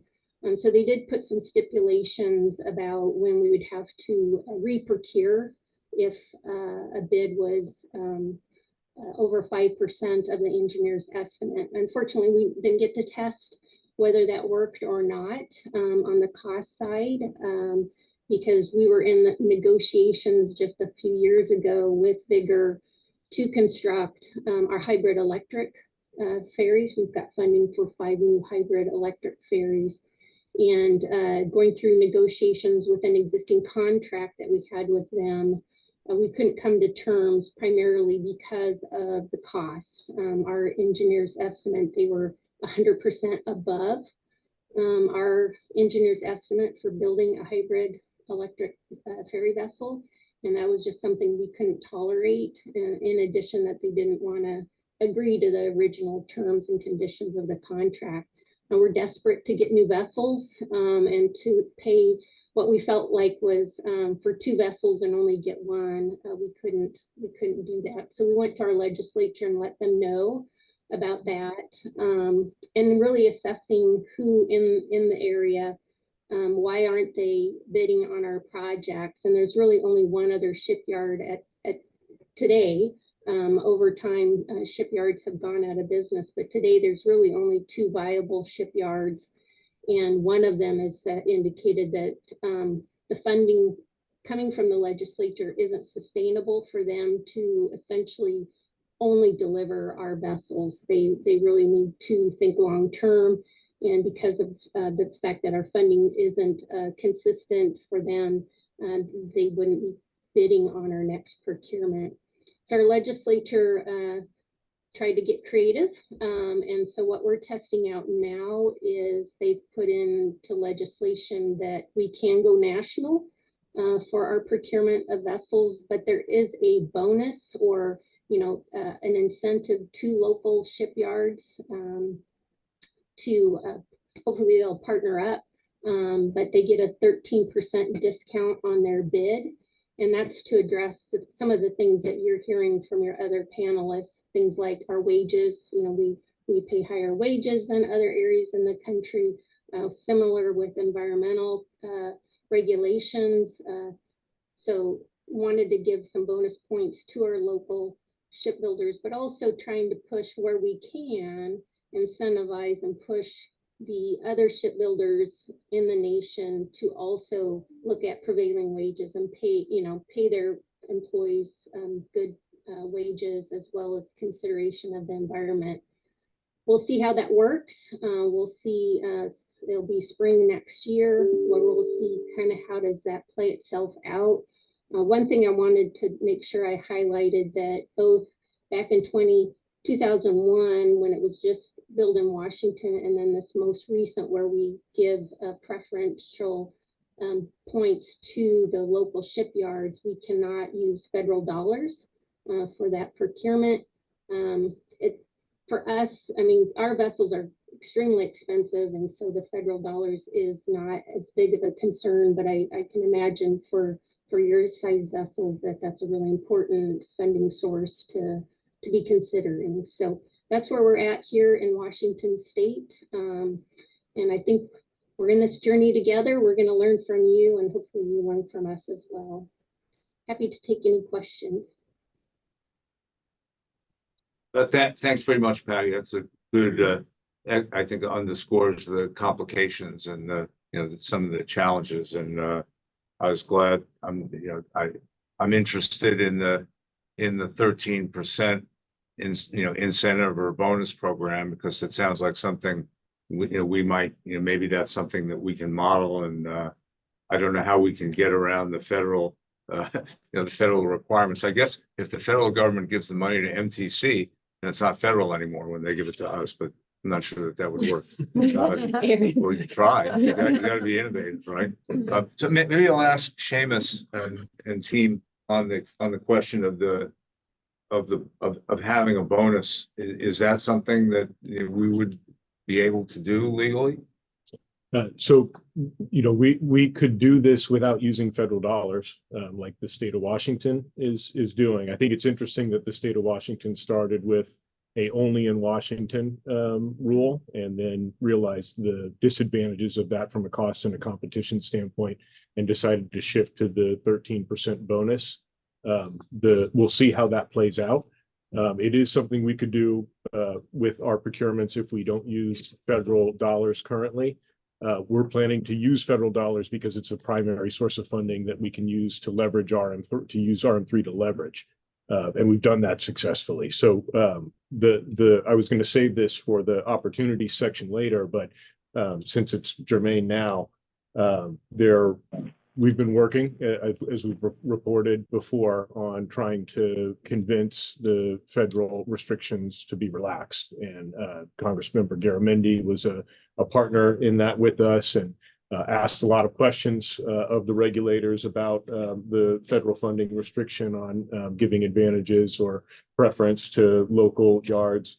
There is a new OMB Federal Register recommendation to remove that restriction from the use from contracts where federal funding is being used. So it's possible that we might be able to do this even with the use of federal funding, but we need to see how that plays out. FTA is going to need to interpret this rule from OMB and decide how they want to apply it to procurements that use their dollars. It's not something that's going to be available to us immediately, but as the staff report indicates, we're going to be growing our fleet from 17 to 40 vessels over the next decade or so. There will be more opportunities to do this. Our next vessel procurement is something that we're already working on in terms of identifying the funding and using our regional dollars to leverage those other funding sources. If we don't have this restriction, when it comes to federal money, it will give us a tool to be able to do what Washington State Ferries is doing with their own state money. And we'll, of course, have more information about how that strategy worked for them. Okay, thank you. Board members, questions for Patty or for the team on this one? Okay, thanks very much, Patty, for joining. We appreciate you. Thank you. Okay, great. Then opportunities is the next section, and I think we've heard that there's constrained capacity. We've heard about some of the challenges that local yards have in terms of bidding on our new builds, and so I think it underscores the need to expand capacity here. So how do we do that, and what opportunities are available immediately for us to do that? Todd Roberts is here, and he's from the Marine Group, which is a shipyard in San Diego. They do a good amount of work for us on the repair front. And Todd is going to talk about what it's like to navigate the Bay Area when you're looking to start a new shipyard in our region. Thank you. I appreciate it, Board. Pleasure to be here. My name is Todd Roberts. I'm the president of the Marine Group Boat Works in San Diego. And I'm going to start this conversation by thanking you for your business. We've been working for WETA since 2016. We do a lot of work for Golden Gate Ferry. I just saw a project that was in our yard a week ago today, just pulled in and left. That's always nice to see that they're still working. Bay Delta is a customer of ours. Crowley are a customer of ours. So we have a lot of familiar faces here, and we're excited to be here. We really appreciate your business. I'm going to run through my PowerPoint. You guys probably hear more about boat yards than you ever wanted to hear in Washington region. I can talk about it all day long, so I'm enjoying it. But I'm going to give you a little background on us and tell you what we're up to with respect to the Bay Area. Let me go back one. We are a family-owned business in San Diego. We have 1 million square feet of land and water. We run about 200 of the best high-performing craftsmen on the waterfront, and we're really proud of that.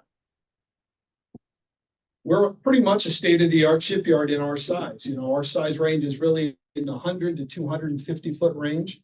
We do almost a perfect blend of commercial, private yacht, and government and new construction.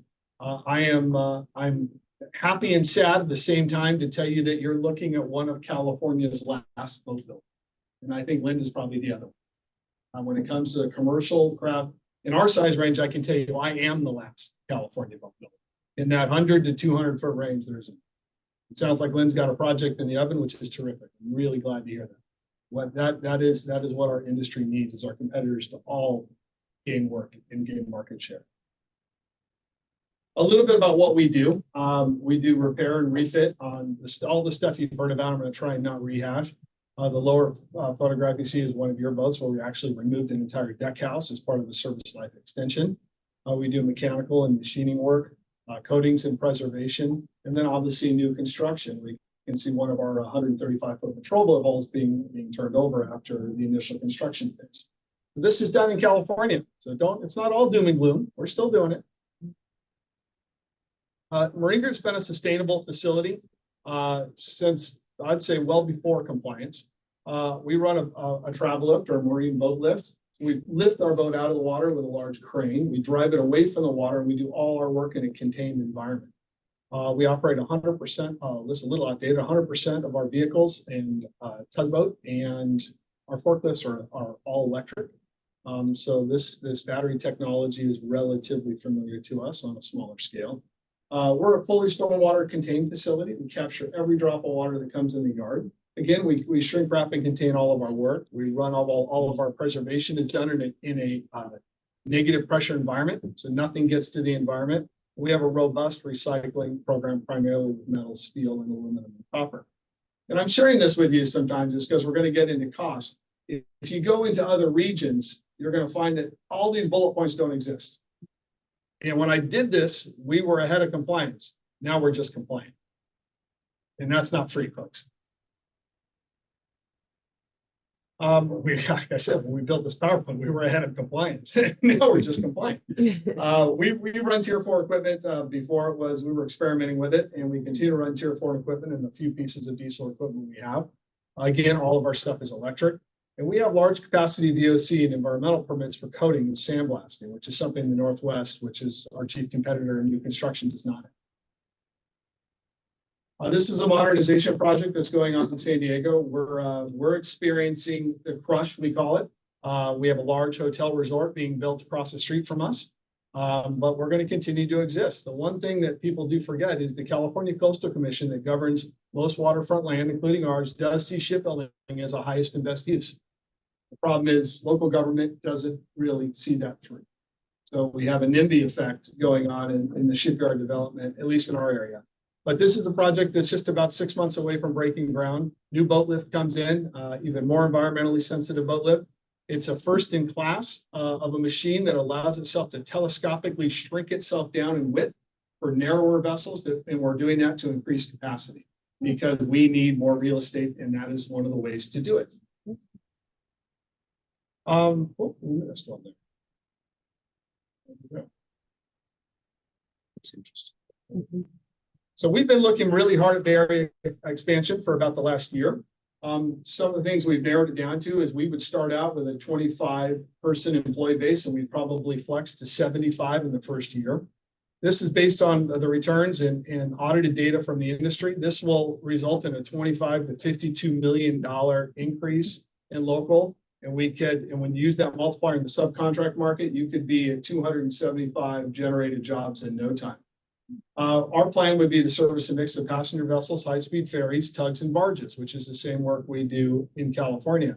I'd say a little twist of what you've got two terrific shipyards, which you heard from here, that are in the Bay Area. I think a little bit of our twist up here would be we want to continue to revive manufacturing. We want to build our boats here. We think there's an opportunity here for all the reasons you've heard, and you guys are the champion of that, and there's no question. But you have to start somewhere. We see this as a win-win. Again, a family-owned business, which in our neck of the woods is pretty rare. We're seeing a lot of venture capital companies come in and buy people like us and combine them with others. The ability for us to continue and support working families in the way that we like, that only a family business really can, is something that we take a lot of pride in. We run 2 state-of-the-art facilities now, including additional one in Mexico. We've got proven industry experience. Successful past performance with WETA. And again, we do a lot of work for Golden Gate, and we do a lot of work for Catalina Express, who's a large operator of aluminum high-speed craft as well. So this is right in our wheelhouse. I think our commitment to environmental responsibility speaks for itself. We've got a healthy balance sheet. We've been pretty good with our pennies, and we continue to work hard and run a very efficient operation, which is important. I think you want to make sure that when you take on adventures like this, that you have companies that are financially sustainable and can do those things. Our sister company, Marine Global Services, has a full complement of vessel support, management, and project management services, which are used all over the world currently. So we're trying to diversify as we go as well. We think revitalization of boat building is totally feasible. Again, we're one of the last privates that are still doing this. I hate that, I like and hate that we're going last here, but the fact that we're not able to take these locally generated bridge tolls and reinvest them either in the Bay Area or at least in the state of California is trouble, I guess is the word I would use, and kind of defeats common sense to a certain extent, I would say. We have a strategy that allows us to be efficient and work, and that we can excel in both new construction and repair. And that's what makes us a little bit of a unique animal, is that we're not just saying we could do it, we do it, and we do it every single day. Those pictures, the top picture was a few years ago. We did the San Francisco for Golden Gate Ferry. That was its massive service life extension, where we tore a boat down to nothing and put it back, and it's operating here in the Bay Area now. And the below photograph is a 135-foot high-speed aluminum monohull patrol boat for the country of Jordan, which we're building two right now. This is a little bit more. This is our latest project. You know, everybody likes to show you their newest baby. So this is the boat. Well, the first one will deliver in about 6 months, and the second one will deliver 6 months after that. And then there's a 90-foot project which will deliver 6 months after that. So we've had basically for the last 15 years, we've had 2 aluminum high-speed craft under construction at all times. This is just an overview of what we built. You know, how does it make up those two? Again, you see our Jordan boat there. Then dive boats. We built the first class of aluminum dive boats to support the U.S. Navy. Those are all over the world now. In any Navy port where those commercial divers operate, they're diving off of a Marine Group dive boat. We did a workboat class, again, for the U.S. Navy to support submarine operations and submarine dry docking. Then we built a tug, and this is my favorite, for NASSCO. So when the largest shipbuilder in America needs a tugboat, they came to us. So, you know, how does WETA benefit? Obviously, some of these are no-brainers and you understand it, but having an additional provider here that knows how you work and you've had positive experience with is beneficial. I think greater flexibility in having depth where there's multiple locations. If one location were to be hit by a storm or there be a major equipment failure, that organization still has depth. Using a boat lift like ours, it gives us the ability to haul a vessel at a moment's notice. Just yesterday, we had a call from an inbound fishing vessel that said, we've just broken a shaft. We got to figure out when we can get on your schedule. And the answer is just come right now, because a boat lift gives you that flexibility, and we're going to get you out and get you back in business as soon as we can. We have the ability to flex labor forces between locations. I think that WETA, when working with a partnered yard, which is something we're going to talk about a little bit more, allows you to reduce your administrative overhead when you're not administering several contracts and several agreements constantly. I think a commitment to work hand in glove with WETA to reach some of these DBE and SBE goals goes a lot better when you have a seamless operation like that. It's a little hard when you're going out in a new procurement every time. Our learning curve is pretty minimal in terms of keeping up, and this keeps California tax dollars in California. So let's talk about that. So we've been working on this about a year, and I would tell you BCDC probably presents us as our largest hurdle tool. We're looking at 2 sites that I'm not at liberty to discuss right now. Pretty far along with one, and not far back behind the other one on the second one. If we signed a deal today, it's estimated it would take us 3 to 4 years before we could get through the BCDC process. I'll just let you ruminate on that for a minute. For government agencies, 3 to 4 years is light years. For a commercial entity, a lot can change in 3 to 4 years. The market can change, your desire can change, lots of things happen, and what it's cost to go through that is pretty challenging. Skilled workforce is a challenge. We've had great conversations with the Working Waterfront Group here, and I'm confident that with their support, we can overcome that. We can take that next generation of boat builder out of high school and let them learn this trade and go through it. I was lucky enough to be educated here in the Bay Area in my college years, and although it's a terrific school, I graduated from Cal Maritime, and I like to refer to it as just a really fancy trade school, and it worked out okay. Matter of fact, it was good enough for me and it was good enough for my son, and we're both doing okay. Need to train labor force to secure that workforce. So what our concept would be is that we're going to bring those trainee level people in, and we're going to integrate rotation out of our San Diego yards who've been working on aluminum high speed for years and let them run the mentorship program. Because unfortunately in our business, we all think we can sit somebody in front of a computer screen and they're going to become geniuses the next day. This is hands-on training. This is how this works. You get out on a boat and learn how to build. A couple of things that we talk about. We've had this conversation. We'll share this with WETA. We've had it with government. U.S. Navy identifies a lot of the same problems that you do, and they've talked to us about what can they do. Guaranteed minimum work hours. We need to know that, and I'm going to probably speak for my colleagues that you've heard for. We need to know that there's a base of work available that's not going to get farmed out of state or out of our region if we spend millions of dollars and expand our businesses. Pre-qualified bidders, instead of going out and allowing various bidders to come in from all over the place, pre-qualifying a smaller number to be able to go after that on either pre-negotiated or pre-agreed rates is a beneficial because you know what the field's going to look like. Preferential points for California bidders. I think we just heard a little bit about that. A lady from Washington State stole my thunder. One of the things I was going to tell you was, Washington State, you have to be a Washington State company to bid on a Washington State ferry. The one thing that Washington State differs a little in you is our vessels are very large. So they're going to full-size shipyards. You're going to boutique builders. So a little bit different market there, but same concept applies. Partner with industry in pursuit of workforce of public grants. Most of the granting in this country right now for workforce development and shipyards has to be public agency driven, which is pretty interesting in that there's no public agency shipyard. So how does that work? Partnerships, and we're seeing that in the Port of San Diego, we've seen the Port of LA, where you see government agencies taking the lead as the grantee and the applicant and bringing in private industry to couple and operate facilities or peer development or whatever. It's not necessarily shipyards, but there's very few grants that allow us to go out. And it's all you guys, meaning ferry operators, public entities, you can go after everything. So there's a really good opportunity there to bring those two skill sets together and do it. And then again, identify and certify these DBEs and SBEs if this is a desire, which I think it is. The same thing applies. We've got to start to hone these companies, and we've got to get these companies that meet these qualifications and help them understand what the path forward is to grow their business. And again, if you have the workflow and you know it's coming, you can do that. We have a number of concepts that we consider business sensitive at the appropriate time and at your discretion. We'd love to come back and share with you. We think there's ways that we could fast track our opening or development here. I will share with you too, just to jump on, I thought Mr. Lin made some wonderful comments. We too did bid on a WETA new build. We bid on the Hydras class and we were the low bidder.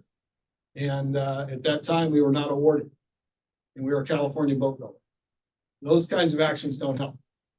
They don't encourage, and Mr. Lin's correct. It's about $35,000 to respond to one of your RFPs. Just to give you guys I don't know if industry shares that would be. It's somewhere between not a repair RFP, but a new construction, $20,000 to $35,000 to put that together. When you're the low bid and you don't get the work, it sends you off in other direction, which is kind of what you're seeing our industry do. They ship terrific facility, terrific operation. They're choosing to stick in the repair market. I understand that. And it sounds like we're seeing Lynn try to go a couple of different ways, but those are some of the challenges that we see. And we're obviously a competent boat builder because others have found us competent, successful to do that. We've been doing it for now, new construction, married with our repair for about 15 years. What else can I tell you? That's, keeping this business local into the region, we have to walk before we can run. I think there's a 3 to 4 year runway to get to the Bay Area. So bringing this into California, it's a lot easier to export that talent within the state than it is from out of state. So I think that's a good place to start. And I'm confident we can get you where you want to be because you're absolutely going to need it. And the state's out of capacity now. Well, what are you going to do when we add your boats? And new construction capacity is going to be out of control. You've got a large vessel contract coming out. You've got a small vessel contract on the street now. You have Golden Gate coming out with their boats. You have Catalina Express coming out with 3 new boats. You've got 2 operators in San Diego coming out with 4 new boats. That's more new construction RFP is going to hit the street in the next 180 days than the West Coast has seen in the last 15 years. All at the same time. So I'm happy to answer any questions. I know I dumped a lot of information on you. We're excited to come up here and be part of the community. We're excited to come back and see you and express and share with you some of our business sensitive ideas that could potentially fast track this and give you guys the needed capacity that you're going to have to operate your fleet. Well, first of all, thanks, Todd. Really appreciate you and for coming up and making the presentation. And you did a predictably great job. And like you, we appreciate the work you've done on the boats. And I remember voting for one of those contracts. And well, why were you doing that in San Diego? Well, they're the best ones to do it. And I don't think it's debatable the quality that you provide. And it's exciting to know that you're considering and actually working toward perhaps making something happen. And, I think, to your point on keeping the tax dollars in the state, I think I said that earlier, we're going away from tolls. We actually encounter a toll booth, which is a good thing. But if we stuck with that and said that, there should be a little message that says, the state of Washington thanks you as you pay your toll. And because that's how it's been. And we really have to, I think, be very conscious of the benefit of where we can. There may be cases where you can't, but where you can, keep funds local, keep them regional, keep them within the state. There's a benefit to that. And so it's important to keep aware of that. And as far as the benefits, it's good to hear you say, you're confident that working with partners that we could produce the workforce, because I've heard that as being, kind of a major obstacle, which I'm sure it is. But, that's also a major benefit, is we do have California Maritime Academy, and we do have, I think we have the capability to train people, and you have to have work. It's got to be real. And so getting people doing a real job on a real shipyard is an exciting possibility to be trained by people who are already doing it, know what they're doing, have done it before. And then as far as the obstacles go, I think I feel like we should be a partner in maybe it's WETA, maybe it's my organization, Bay Area Council, some combination, and we work closely together. But how can we work with BCDC or the state, the legislature? It doesn't make sense to have such regulation that would cause just incredible non-competition as what's under the law. And again, some of the stuff that we're doing to comply, it just means we can't build clean boats because we can't build boats. So when you talk about the Coastal Commission, that's an interesting dichotomy, that the Coastal Commission thinks we should be able to do something, but in effect, BCDC doesn't think we should be able to do it, and they should be aligned. I would think it's the same water. It goes between the ocean and the bay. So I think those are some things we could, the more we can identify specifically what the issues are. I don't think people are unreasonable. I think there was a lot of appropriate concern created over what we were doing in the Bay generations ago, decades ago. And I think we've tried hard to solve that. And I think for the most part, we've come a long way. And then you find out, the rules of unintended consequences. This seems like maybe one of those. So in any case, we can explore that further as a partner. So, yeah, thanks. Questions, comments from my colleagues? Anyone? Well, I'll comment. Please. Thank you very much. And I just want to thank all of the presenters, if any are still online as well. Having worked in this industry as a port director and having had the pleasure of having a very significant ship repair yard, operating ship repair yard as my tenant, this is very near and dear to my heart. It's a very quiet yard now, and that's very sad. So, and I actually have a family that worked in the yards a couple generations ago. So it's very great to hear from all of you. And I spent more than a decade working very closely with the regulators here in the Bay.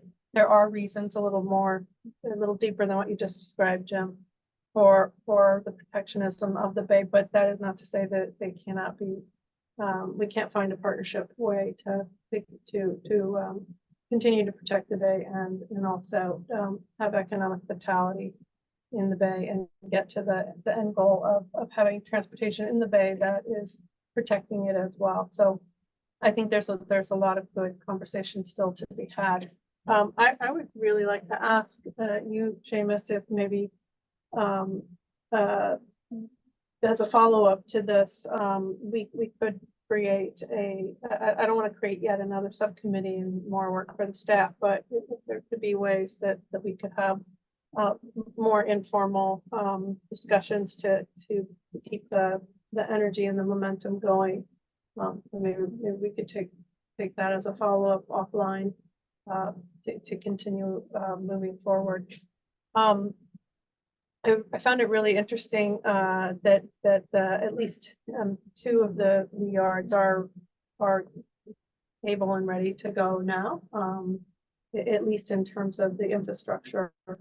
And so I want to understand that a little bit more. We haven't spent as much time, I think you were the first of the presenters to really go deeper into the labor and the abilities of the labor, the labor pool. And so I think that's very critical. And I'd really like to understand that And I think we're going to get into that. deeper, Yeah. at a deeper level, which I think is the next three presenters. So we can get to that. Sorry, I paused for a breath. That's all right. So thank you. I'll wrap it up here, but this has been very illuminating and frankly more inspiring than I thought it was going to be. There's a little more hope there than I thought it would be. So thank you. Well, Thank you for making land use is a critical function, and I welcome any of you to our facility in San Diego. We have a federally protected wildlife frontage to our right. We have a $1 billion resort hotel to our left and a public park in front of that. Yeah, and If people say these things can't exist, I would challenge you to come visit our facility that operates at 100%. yeah, the picture you demonstrated with the breakwater protected area and all the greenery, frankly, around was very compelling. So love to see your yard. Wonderful. Thank you very much. Thank you. Thanks very much, Todd. Great, thank you. And I will touch on a little bit of that, Director Moyer, your suggestion in the recommendations at the end. Okay. That's for sure aligned with some of our thoughts as staff. But first, Dominic Moreno's here from the Port of San Francisco. And I think when we talked about this, the board discussion about this topic that led to this workshop, we mentioned some opportunities potentially at the port. We know that the port is very closely aligned with us in wanting to expand the maritime industry and looking for opportunities to do that with the property that they control. And so Dominic is going to talk about what has been happening on that front. Good afternoon, Chair Wenderman, Vice Chair Moyers, Board. My name is Dominic Moreno. I'm the Assistant Maritime Director with the Port of San Francisco, representing Lane Forms today. We manage approximately 7.5 miles of waterfront here on the San Francisco Peninsula.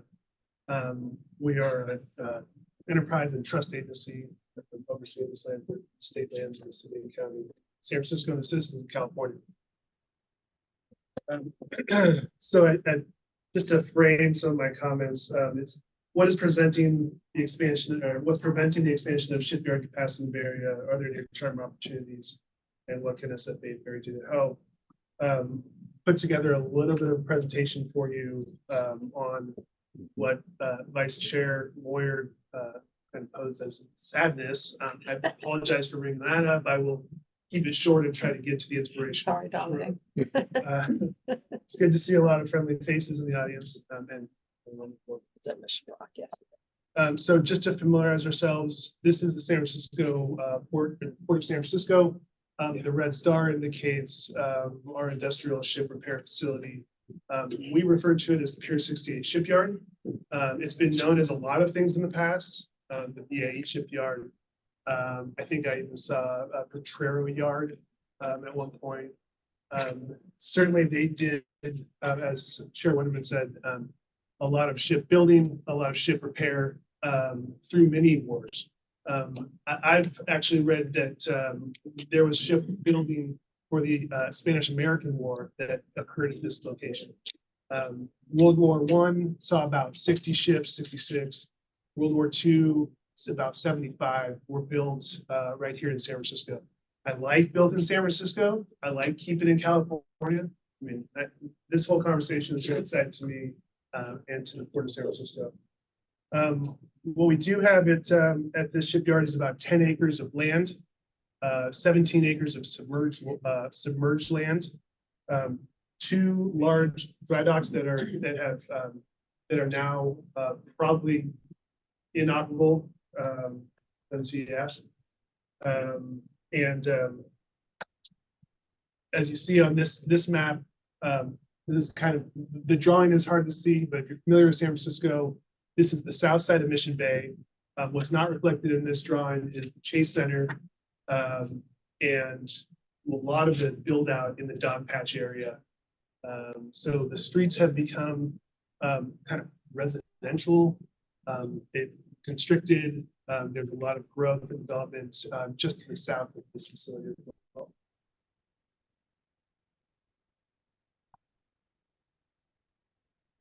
So a little bit more on the former shipyard. We have, as the Port of San Francisco, and Vice Chair Moore, you're familiar with this, we saw two requests for proposals, two failed RFPs go through. We were looking to find an operator for this facility. And unfortunately, we have now, as the Port of San Francisco, been the caretaker of many of the buildings, many of the assets, and the general grounds for this facility since 2017. So roughly 7-8 years. Most recently in the year last year, in 2 years ago, 2022, we put out a request for offers. We started to understand the liability that the Port of San Francisco, the City of San Francisco, was carrying by with the two dry docks. One is approximately 800 foot, the other is 600 foot, and in constant need of attention. I have some of those sad pictures for you, Vice Chair Moore. I saw it up close yesterday. I'm from so yeah, unfortunately, this is a current condition picture of one of the dry docks. We are pursuing disposition strategy for these two assets currently. So the viability of them staying where they are, becoming, a ship maintenance asset or even a ship manufacturing asset without significant investment, we are finding is non-viable. Which leads to, part of our disposition strategy is looking at costs for disposal and removal to reduce our liability.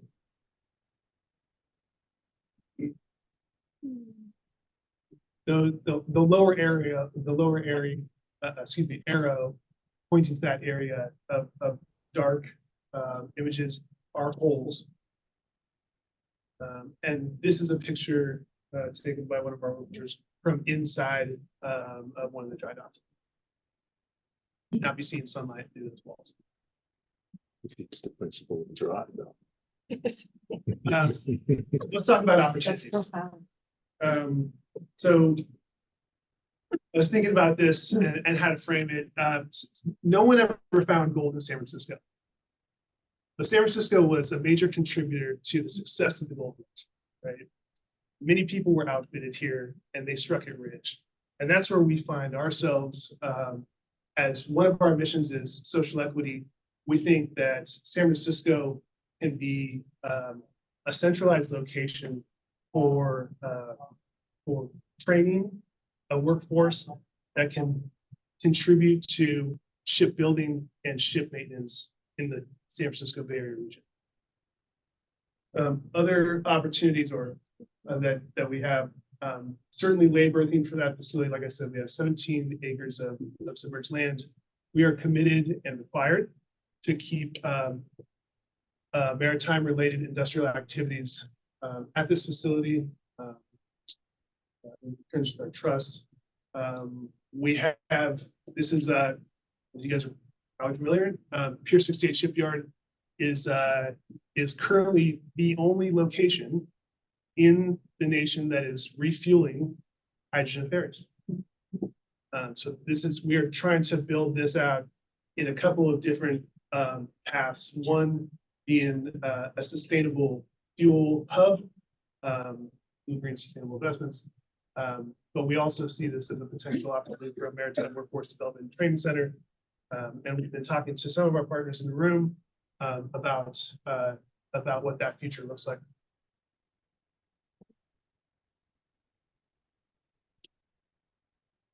Now, this is a USS Bradley. This is the last ship that was built at the San Francisco shipyard in Mission Bay. She was launched in '63 and turned over to the Navy in 1964. That was it for that ship. And then they pivoted to barges and maintenance. Yeah, the days. Thank you. Yes, sir. My dad served in the Navy in World War II and served on a Liberty ship that was built here in San Francisco. You know, I think he was on the ship about a day after it was produced and off it went. So there is a lot of noble history to this, and you know, I appreciate your view that this is a Bay Area enterprise, and we may not be able to do certain things in San Francisco, but we might be able to do them at Mare Island, or maybe in Pittsburgh, which I don't think is in BCDC area or territory, right? So there may be some ways to consider some alternatives. Questions, comments for Mr. Moreno? And thanks for the work you do for the port. Appreciate you. Thank you. Thanks, Dominic. Okay. All right. So switching to workforce, which is certainly an opportunity. Sal Vaca is here from the Working Waterfront Coalition. You all have heard from Sal before. The Working Waterfront Coalition is definitely an opportunity that's applicable to this topic. We have been involved, of course, since the genesis of this effort. Sal and Bobby Winston have created this as a really effective coalition, demonstrated that they can make this coalition effective for increasing workforce that serves on our vessels, and certainly an opportunity to create more workforce to overcome that challenge, which we've heard is a significant one for our existing shipyards and shipyards that are looking at moving to the Bay Area. So I wanted Sal to talk to us about the latest with the Working Waterfront Coalition and how our involvement with the coalition can be used effectively to address this issue and overcome some of the challenges that we've just heard about. Absolutely. Good afternoon, Chairman Wonderman and board. Thank you for inviting us. I'm going to spare you a PowerPoint presentation because I've done a few before this board before. You're well versed the work that we're doing with the Working Waterfront. But a quick summary for the audience, those that are not aware. Working Waterfront is an industry-led partnership working with industry employers. Two of them have already presented here earlier today, Mare Island Dry Dock, Bay Ship and Yacht, but also WETA has been a strong supporter of the work that we've been doing. It also includes labor, IBU and MMPs, the carpenters that are represented here, the laborers, workforce development boards throughout the region, and community organizations working together to develop strategies that address career pathways in the maritime industry. Oddly enough, and disappointing, in the Bay Area, there really isn't a formal program in the maritime industry. Career paths in technology, the health sector, the construction are very well developed, very well resourced. But oddly enough, unfortunately, nothing really in the maritime sector until this board stepped up in partnership with Bobby Winston and industry. So we need something in the Bay Area that trains the next generation of waterfront workers, hence the Working Waterfront Coalition. Over the last year and a half, we have secured over $4 million of state funding to develop career pathways in this industry. Two initial tracks that we're developing. First is the marine trades, which is absolutely critical to this discussion. And also the water transportation piece. As expansion of ferry service continues here in the Bay Area, you need the personnel. You need the deckhand, the senior deckhand. You need the captains, captain assistants, really to operate those ferries. Through our partnership, we are developing those pathways and we'll be launching our first program in a matter of weeks. September 9th is the date for the first cohort. We're very pleased that our first cohort will be at Mare Island and Vallejo. And thank you, Pippin, for introducing us to some really key folks at Vallejo to make that happen. And thank you to this board for working with us in making sure that our students get really quality, hands-on preparation. And we can only do that through a partnership with this board. What does that look like? You have these beautiful, well-equipped operations and maintenance facilities in Mare Island and Alameda Island also. Those facilities are going to make them available to our students to do the hands-on training with industry employers, teaching them the work of ship maintenance, ship repair. Through a partnership with labor and CSU Maritime and industry leading the program design, we've put together a short-term intensive training program that's going to be very impactful. It includes construction safety, shipyard safety, introduction to welding at CSU Maritime. It also includes ship fitting, shipwright work, marine painting, and all within 10 weeks. So our students are going to be very well trained, very well prepared for the entry-level jobs in the industry. And as we've met with several employers, make sure that they review and approve the curriculum. One of the employers made this comment. They said, your students are going to be better prepared than a lot of the folks that we have on the shipyard. That's exactly the goal that we set out to achieve when we started this partnership. We're launching September 9th is our first cohort. We've already held 4 info sessions in the Bay Area. Over 130 applicants showed up to those info sessions. We have to narrow down that pool of 130 to the initial 20 students that will start the first class. Subsequent classes will have up to 30 students. So the first cohort will be at Mare Island. Second cohort is going to be in Alameda in partnership with WETA and also with Bay Ship and Yacht. And we will be alternating cohorts from Vallejo to Alameda to make sure that residents throughout the entire Bay Area have access to one of these training programs. Now, it's not a stretch to take a look at the training that we are doing with industry input, with labor support, and now to start looking at the expansion of the curriculum to include the manufacturing aspects of shipbuilding.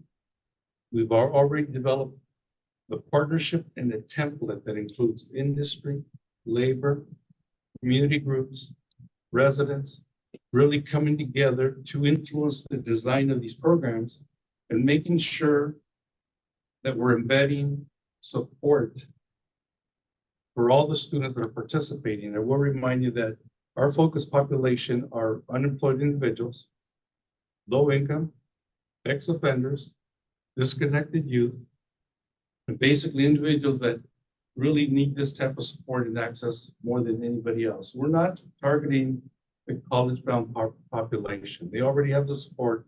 They're already on their way. We're targeting those individuals that perhaps have been left out. Now we want to give them a second chance. We want to give them an opportunity now to benefit from high-end quality training with relationships with industry that we'll be able to hand them off after they complete training right to the employers and be able to now do that over and over again for the next few years. So that's a quick summary of where we're at this point. I will mention also that we are embedding sustainability into our model in a partnership with both the Port of Oakland and also the Port of San Francisco, working with their Clean Ports application. We're talking about now embedding a sustainability training component so our students, our residents, will get upfront training on the new technology of hydrogen and electric vessels from the get-go. That will be included into our training, and then working with these individuals to make sure that they're very well prepared with all the relevant skills that the employers need. Down the road, be able to work with those same employers to be able to access state and federal tax incentives to be able to provide the quality, preparation, and training that they need for their existing workforce also. Further down, and I say further down, if you work with Bobby Winston, you know further down means next week. Reaching out to the high schools and continue to adopt those high school career technical programs to be able to develop that pathway from the welding and machining classes now into industry. As we shared before in the past, as we visited high schools in Richmond, in Vallejo, and Oakland, they have good quality instruction, but they lack a number of things. Mainly the connection to industry, mainly the curriculum, mainly the support and supply that those students really need to make that instruction relevant and real for them. That's part of the work that's ahead for us. I'll pause there for any questions or comments.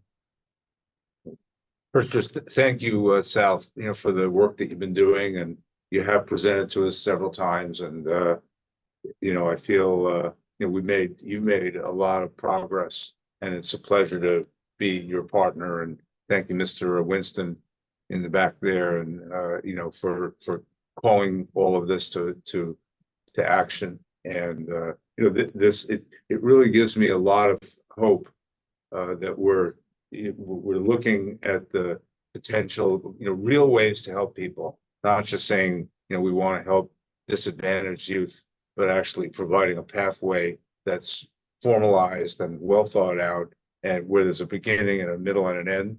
And again, if we were able to do what we're talking about here, that the combination of that facility, with this investment, could go a really long way for communities in the Bay Area which are struggling, where there's higher crime, where people are feeling, less sense of hope, and so forth. So I'm just really excited about the potential of this, and it only happens when really determined people, kind of get on board and work in collaboration. So thank you. Thank you. Comments? Comments? Bryce, I had a question for you. Yes. First of all, thank you for the update and the presentation. Tremendous progress. That's really exciting. Thank you, and the deep team, Bobby and yourself included. So you mentioned a phenomenal number of applicants. When do they go from applicants to students? What's the timeline for that? It's just a matter of weeks. They go through a vetting process. We want to make sure that they understand what they're applying for. We want to make sure that they're competing for these slots. And they go through a rigorous interview process to make sure that they're serious, they understand the industry, they understand the demands of the employers and the school, and make sure that they have the resources and the support that they're going to need to get from their house to the training facility. And we have, each student is assigned a counselor or a coach or a case manager to help them address any barrier that they may have to participate and succeed in the training program. With that, we provide transportation assistance. We also give them a stipend, and also have wraparound services available for those individuals to help them deal with barriers and life issues that may interfere with going through the training program. So the matter of weeks, by the time they apply, they go through this process, and they'll start the training. Once they complete the training, we connect them with a job. The support is not over. We will follow up with that employer, with that individual for 1 year after they go to work, to make sure that they still have the connection to the industry and be able to provide any additional training or support that they may need to succeed in the industry. So remind me, on the schedule, when would we see the first cohort looking to enter the workforce? Actually, November. The exact dates, it eludes me right now, but it's 10-week training program. Will start September 9th. They will complete middle of November is the target date. Okay. And if we do this right, half of the class may already be working before they even graduate. That is our goal. Okay. Thank you. We'll be there with you. Thank you. Excellent. Thank you. Other comments, questions? Thank you, Sal. Appreciate you. Thanks. Thanks, Sal. Our last presenter is from NorCal Carpenters. Scott Lewis couldn't be here, but Matt Rowlett is here to talk about what the NorCal Carpenters do in the maritime industry. We've heard a little bit from Scott and Matt before about the specific job types that they represent, and they definitely have helped contribute to the work that we do in a significant way. Thanks, Matt. Right, yeah, so I don't want to double up on what we've spoken about before. We do represent 11 different crafts in Northern California. We have apprenticeships, multiple training centers, and we do cover pile drivers who do all of our dock, marine, wharf, building, repair, everything's done. We have the millwrights who work on all these, especially with the windmills work that possibly might be coming out here to the bay. So our involvement here is just to stay ahead of the trend, right? Like Todd was mentioning, it would take years to get a shipyard up and running. And that infrastructure work is really important for our members, our carpenters, our maritime carpenters, maritime pile drivers, our divers as well. So the certifications and everything that come along with that type of work, whether it's on land, whether it's near water or off water or on water, all that training is what we provide. And the training is not just behind a book or a monitor. We do hands-on training with our apprentices. The majority of their training is coming from on-the-job training, but it's a collaboration between us and the contractors to make sure that we are developing that workforce. I can assure that we do have thousands of applicants that would love to come in. We do not bring new members into our program until the need is there. Unfortunately, when it comes to the maritime work and the shipbuilding work with our shipwrights, we haven't had that kind of work out here for a very long time. So we can't train people to become a shipwright unless the work's out here. So that's where our involvement's coming into. If we can get that, we do have the resources locally. We also have resources throughout the United States and Canada with our other unions out in that area that do this type of work. And we can pull those resources to put together any state-of-the-art training that we would need here in Northern California. So that is our participation. We're definitely a huge supporter of this endeavor that you guys are taking on, and we look forward to providing any and all resources we can. So, any questions? That's great. What do you think about the potential of it in terms of the, the scale of it in the future workforce? So if we got into, if we're talking about shipbuilding, like Todd was mentioning, it's going to take years. During those years of prepping a new company out here who is going to provide shipbuilding, during that time, that's when we're going to start training our workforce, because we have potential for that work. If there's no work in the area, it's really hard to train apprentices and develop their skills if there's no on-the-job training. So that's something that we can start pulling our resources from other UBC locals throughout the United States. They can help us with developing that training, developing the curriculum, getting a hold of manufacturers, getting a hold of the proper materials, so we can start our high-level training here in Northern California. So when the construction is done and a company is ready to start building ships, we will have a workforce developed. So it's something that we have the resources for, and we have the opportunity to do it. That's why we're so involved with this. If it is going that way, we need to be a step ahead of it. So that's our goal. Thank you. Questions and comments? No. Yeah. Thanks very much. Thank you. Thank you. Thanks, Matt.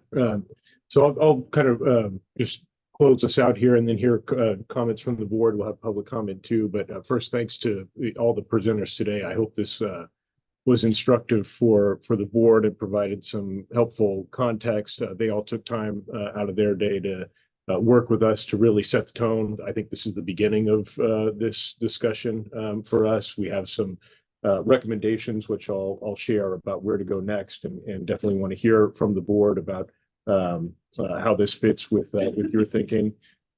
We learned a lot in this process, so I want to thank the board too for just suggesting that we do this. Great opportunity for us to connect with not just our local shipyards, but the region more broadly, and have a real candid conversation about what they're doing now to support us and how they can support us in the future, and familiarize these businesses with what we're doing now with the RFPs that have just hit the street, and make sure that they're aware and interested in those opportunities if they fit within their business model.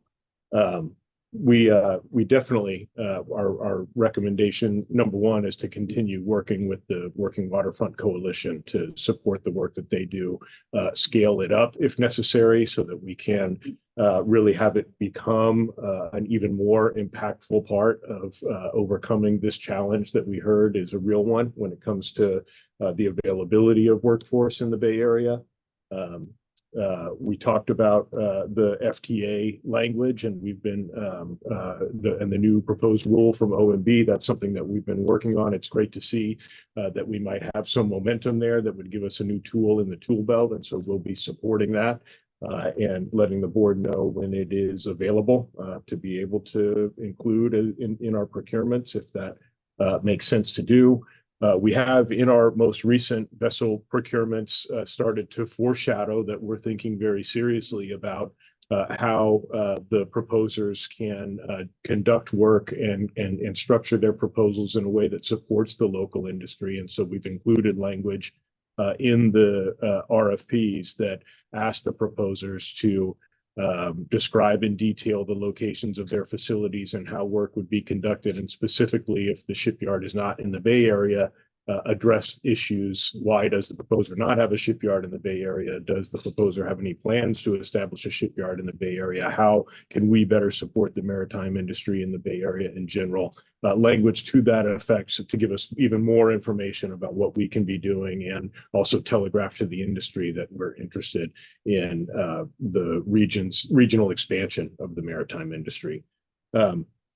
I think permitting streamlining has to be a part of what we do moving forward. It seems like that's just a tremendous hurdle, not just for businesses that are hoping to locate here, but for businesses that are already doing work here for us and want to be able to do even more.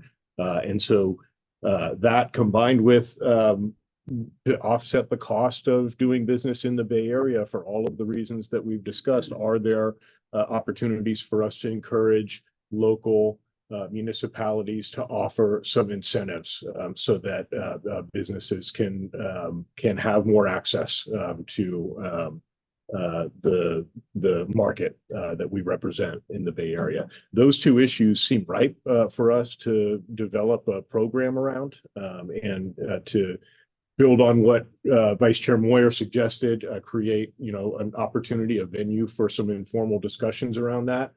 We've done a pretty good job over the last couple of years exercising our coalition building muscles at WETA, and I think it's paid off. I think we've demonstrated that in a large part thanks to the work that Lauren Ghilardi and Terrence Candell and have done with help from our third-party stakeholders like the Bay Area Council.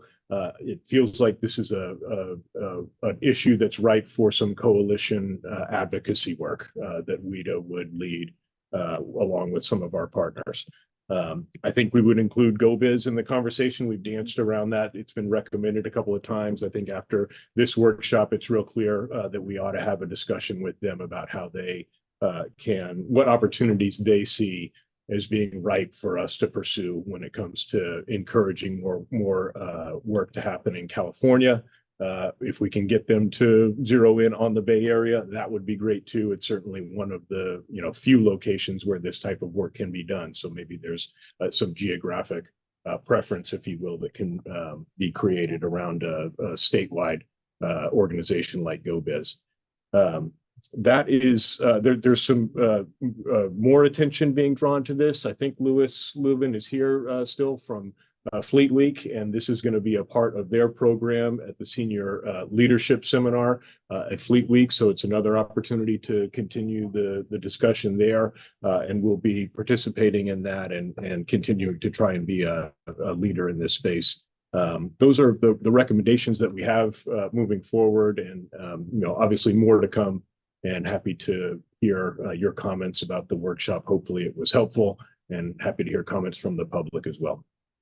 Yeah, thank you. I think that's there's a lot to what you said, and based on the presentations we received so far, I think it helps us understand where the opportunities could be and the kind of challenges that we have to meet head on, and where we places we might need to turn for support. And I agree, this is one of those moments like talk about a coalition building process. I think the general notion of being able to do this here is highly attractive. I've talked to a lot of people about it. I haven't heard many people say, well, that's a bad idea. They tend to say, well, it won't happen for this reason or another, because they're used to us putting up obstacles of various, but it's not that they think it wouldn't be good if we could. And, like a lot of things, it comes down to finance. It comes down to timing. bureaucracy, regulations, how to get things done. I know, I recall having a conversation with the former head of CARB, Mary Nichols, when Nina was still here, and we were talking about these requirements being put on us. And I asked Mary, I said, well, how about money from CARB, since the state is requiring this? How about if you help pay for it? And she said, well, no, we don't do that. We just tell you what you need to do, and then you need to figure out how to go do it. And if you need a little more time, we can talk about that. But, you're going to need to do this, and we're going to need to, but, that was then, and maybe now is different. And maybe there are different sources within the state that have been set up differently, or have come to the conclusion that, there are greater benefits to California that could be achieved. And some of the economic data that was provided, to us today shows that, that you make this investment and you get a return. And then, it affects the budget, it affects tax receipts, and it certainly helps people become contributors to society. So I think there's a lot that we've heard, and I certainly plan to stay on it, and I'd be happy to participate with the staff and the team in any way. And I like Director Moyer's idea of having, that kind of focus, continuing focus on it, because, it's a long-term play. We want to make sure we don't drop the ball on it. And so with that, I think I'll turn it back and ask Melanie. I have a feeling we do have some folks who want to comment from the public, and who's signed up to so do. First person will be Jonathan Nichols. Hello. Thank you. Good afternoon. Good afternoon. Been a good day and interesting. First time I've attended one of these meetings. My name is Jonathan Nichols. I'm a resident here in the city, and I'm a member of Artemis Technologies. Been there since the beginning, and was at Artemis Racing before that. So you probably recall Artemis Racing built a couple boats here on the Bay Area. So I've built a boat here and developed a boat here, and it's a fun place to do it. I'm certainly not an expert on shipyards or managing shipyards, but I think the perspective or value that I could add to this conversation, being part of a company that's developing a carbon fiber, all electric hydrofoiling ferry, is why would it be good to have it centralized in one location? And the reality is these boats are extremely, the technology is extremely advanced. The system integration is as high as it can be, and to be able to have your technical team, your manufacturing team, your operators, and be in a market that's big enough to support all that is the perfect situation. You cannot ask for anything better than that, because I think the point Chair Wonderman made is that we will deliver a boat that's 80% of its optimal potential, and it's going to be the ability to support those boats 5 years into service to finally get to their 100% potential, and to be tightly coupled and to be in the same place. There's a lot of value to that. We're kind of, and so now I don't want to take too much of your time. I know close to 3 minutes. So that's kind of from a person being in the trenches and designing boats and understanding of having a commercial setup and manufacturing, and that all in one spot would be terrific. And I think there isn't a better place in the world to build a boat like this. San Francisco was #2 on the list, and the UK was #1 on the list, and the CEO is from UK. So that's where Artemis Technology originally started, but San Francisco has definitely always been in the running, and hope that we have a long-term home here.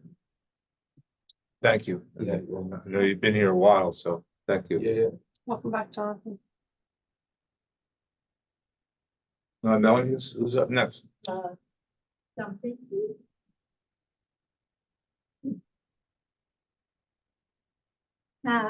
Thanks, Jim, and the rest of the WETA team. Really great to be here and hear the discussion. So what I wanted to say is, really support Jim's sentiment, and we're all like building, bringing back the maritime industry and doing it out here in the Bay. And I would say that I represent NAVIA, and we are building the next generation American maritime company and out here in the Bay. I mean, if you guys have visited us, we are actually expanding our hangar space now. We just, we launched M30, which is the world's, longest range electric boat. And in this year, we have built about 10 hulls. And, we have shipyards that we work with both in the US as well as we have facility outside of the US as well.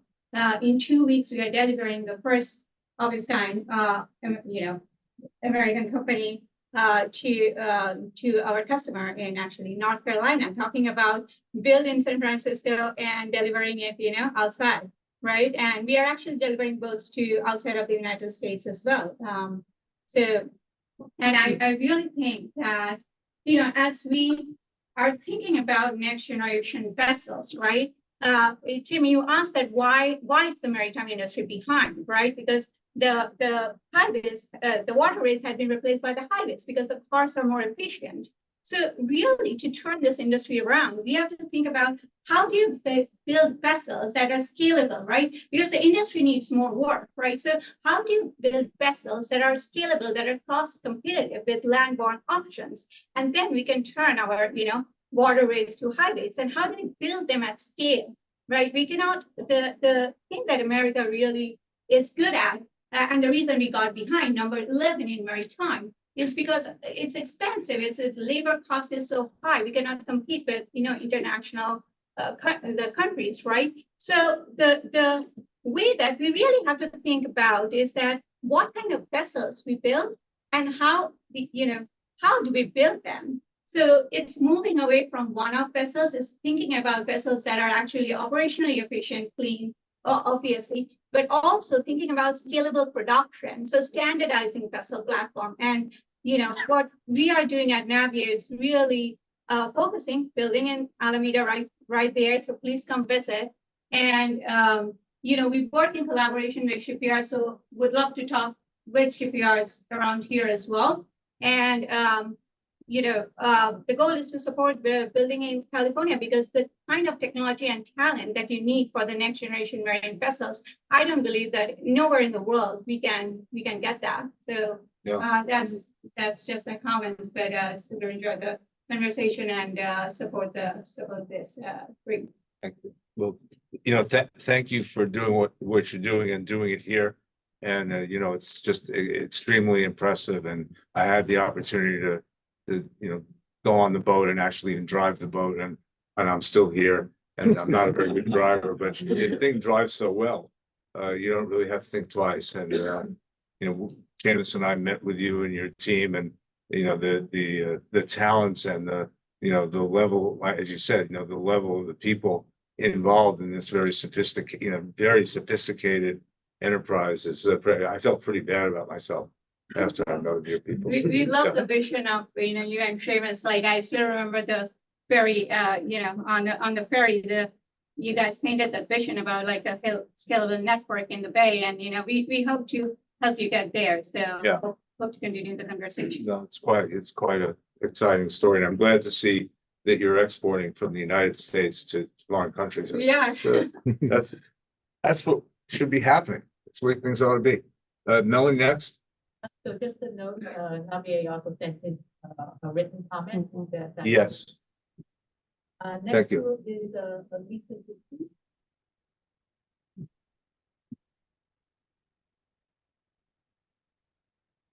Thanks again, Chair Jim Wonderman and members. I'll need to do brief. The record sheet her with Team Poll. Got to do a workshop today. Thank you. Very informative. Learned a lot about boats. I built a boat once. It was maybe about this long. A little rubber band drive. Put it in one of those inflatable wading pools. I did drive a real boat on the Long Island, what they call the Conic Bay between the ports. It used to be a time when we built lots of things, made lots of things here. I'm originally from New York City. There used to be thousands of factories in New York City. Go down to 28th Street, 7th Avenue. They make clothes. My family had a factory that made clothes in one of those big pre-war buildings. The trucks were everywhere, people pushing clothes. You don't see that anymore. How do we raise an industry? New supply chain. I think we need to build a homegrown industry. I worked in a few factories in my younger years. I know what it's like to work in a factory. I know what it's like to get laid off from a factory. I'm as blue collar as they get. And I'm a veteran. Been there. Worked with all kinds of equipment. But how do we raise this up? I mean, it almost seems like the chicken and the egg situation. But I believe we have an imperative. I hope to get on these electric boats soon. I see films about them in Norway, going across the fjords. I want to do this. It's not enough for me to watch it on YouTube. And so I, as an ordinary user, I use the ferry sometimes, and I'm paying my fare, and I'm paying taxes, and sales tax, etc. If I get in a car, go over the bridge, pay some bridge tolls. But my way to be a part of this is to pay into this. And I want to see this grow here because we can be connected with this. Just as when I was in New York, when we had the little clothing factory, we have the talent here to build the supply chain. And so we have a lot of work to do. But what I want to see here is us being a great builder and maintainer of the latest and greatest when it comes to our maritime products. Thank you. Thank you. Appreciate the shirt, the Caltrain shirt that you're wearing. Yeah, we get a WETA shirt. Yeah. We'll get you one. It reminds me of, years ago, we pushed to electrify Caltrain. We pushed for high-speed rail to come to the Bay Area Council, among other folks. And, the plan was to have a separated high-speed rail system next to the Caltrain system. And they both, and we would electrify Caltrain and you'd have high-speed rail. And then it was determined that was too, there was too much rail and the communities really beefed at that. And Congresswoman Eshoo said, no way, and it was determined that the only way to do it was to bring them together and create a hybrid system. And so I did a meeting with the head of the High-Speed Rail Authority, and those engineers, and the people at Caltrain, those folks. Seamus probably worked there at the time. Yep. And it was basically said it couldn't be done. Each side, their particular technology and the way they operated, these things could never fit together. And so Saturday, we're going to take the first train. A decade later, we're going to take the first train. So, hard things can be done. Obstacles can be overcome. Things that seem very complicated can be simplified. And, I think, I know on the face of it, it seems here like it's really pushing uphill, but I appreciate what you and others have said. I mean, there's really something to be gained from doing this. And a lot of the loss of shipbuilding and ship repair here on the port of San Francisco and in the region, it really it sort of comes as an anti-industrialization movement. I guess it happened in Manhattan too, or maybe it's just market driven. But there comes a time when we need industry. It isn't the only thing, but we need to have a rebirth of our industries and give people a chance to work in stuff other than just certain jobs for certain kind of people, and everybody else is marginalized. So next up, sorry. Lewis. I don't trip on my way up there too much, so. Lewis. How are you? Chairman Wonderman, Vice Chair Monish Moya, I'm going to take this moment just to thank you for all of the great support that you've given Fleet Week over the many years. and informing the strong partnership between San Francisco Fleet Week and the Port of San Francisco. Just an incredible organization, you know, top city government officials working there. So thank you. Thank you. And Chair Wonderman, thank you for being here. I just wanted to say that to the rest of the board and to the audience, kind of echo a little bit about what Lauren said. With regard to, this is a national security issue. And Lauren gave some statistics, and I've had some conversations with the Secretary of the Navy about this issue. A term I had never heard before, maritime statecraft in the United States, and how far behind this nation is at this juncture, and how there's a historical anomaly taking place right now, where no time in history has a great sea power dominated the seas, and at the same time did not dominate the maritime statecraft industry. And that is something that is very important to the Secretary of the Navy. It is very important to the national security of the United States. And in a conversation I had with Secretary Del Toro, we were talking about Fleet Week, and many people don't know, Fleet Week is a great air show and a great celebration, but we also have a Center for Humanitarian Assistance and Disaster Response, become a leading program in the country. Other Fleet Weeks have been urged to adopt our model. We talk about things that are happening, you know, at a national level and bring it down to the local level. And Secretary Del Toro emphasized to me that this is one of his highest priorities, maritime statecraft. And to that, I've been working with Dominic over at the port and many others, and had some phone calls with people in this room who I have not yet met, to put together a session at the Senior Leaders Seminar during Fleet Week, where the Secretary will have the opportunity to emphasize the importance of the issue. Then one of his senior advisors, who's on point on this issue from a national policy perspective, will be really giving some hard facts and reality check to the audience. And then we want to bring it down to the local level, some panel discussions. Jim, you've been invited to be a participant in that, and others.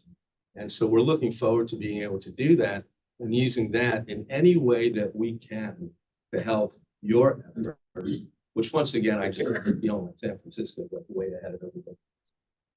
Through the optimism and work of this organization. And so we invite everybody in this room. You can go to events@fleetweeksf.org if you'd like to come to this event, which will be on October 9th and 10th. So I just wanted to say that, and to thank you all for your leadership. And Seamus, I finally get to see you in the flesh. So thank you. Thank you, Lois. Thank you. And thank you for what you do. And, you know, Fleet Week is such an important part of San Francisco's life and tradition. And, you know, I mean, we all really value that. Next. Ellie John? I'm sorry. It's on. Oh, hi, that's all right. Hi, I'm on Zoom. Oh, hi.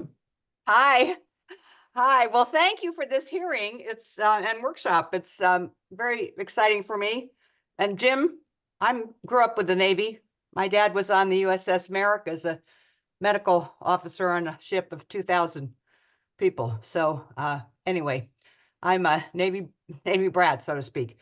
As some of you know, I've been helping the maritime industry for many years, winning their environmental gold stars for all kinds of repair and maintenance to support the maritime industry. And one of my previous jobs was founding executive director of the Bay Planning Coalition. And I and as well as others, and Jim, you were there too, came up with various ways to streamline the permit process for the maritime industry in the Bay. And we came up with a lot of good stuff. And BCDC has a lot of programs, programmatic permits, we call them, that have been expanded to the Water Board, to the Army Corps, and we get into, of course, federal fish and wildlife consultations. we have a lot of streamlining that's gone on. It's has helped a lot, but it's still very complicated and takes a long time.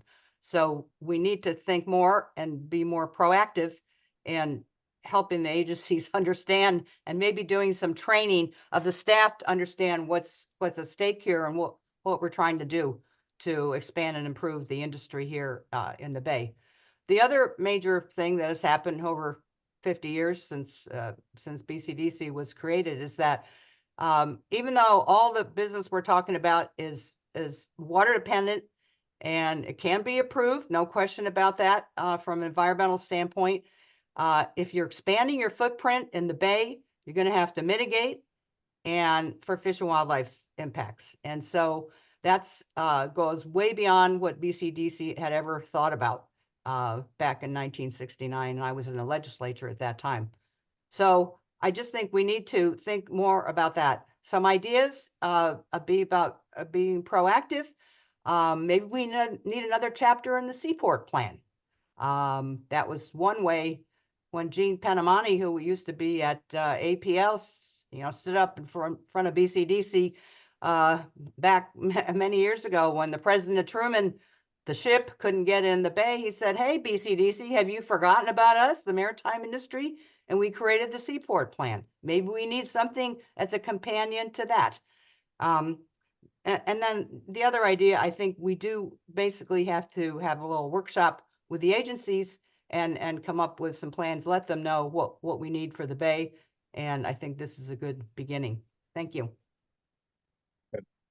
Thanks, Ellen. And, great to have your unbridled help and support on everything, including this. And, it reminds, I think that, we need to really analyze these obstacles. And, there are ways through. There are new approaches. There's legislation.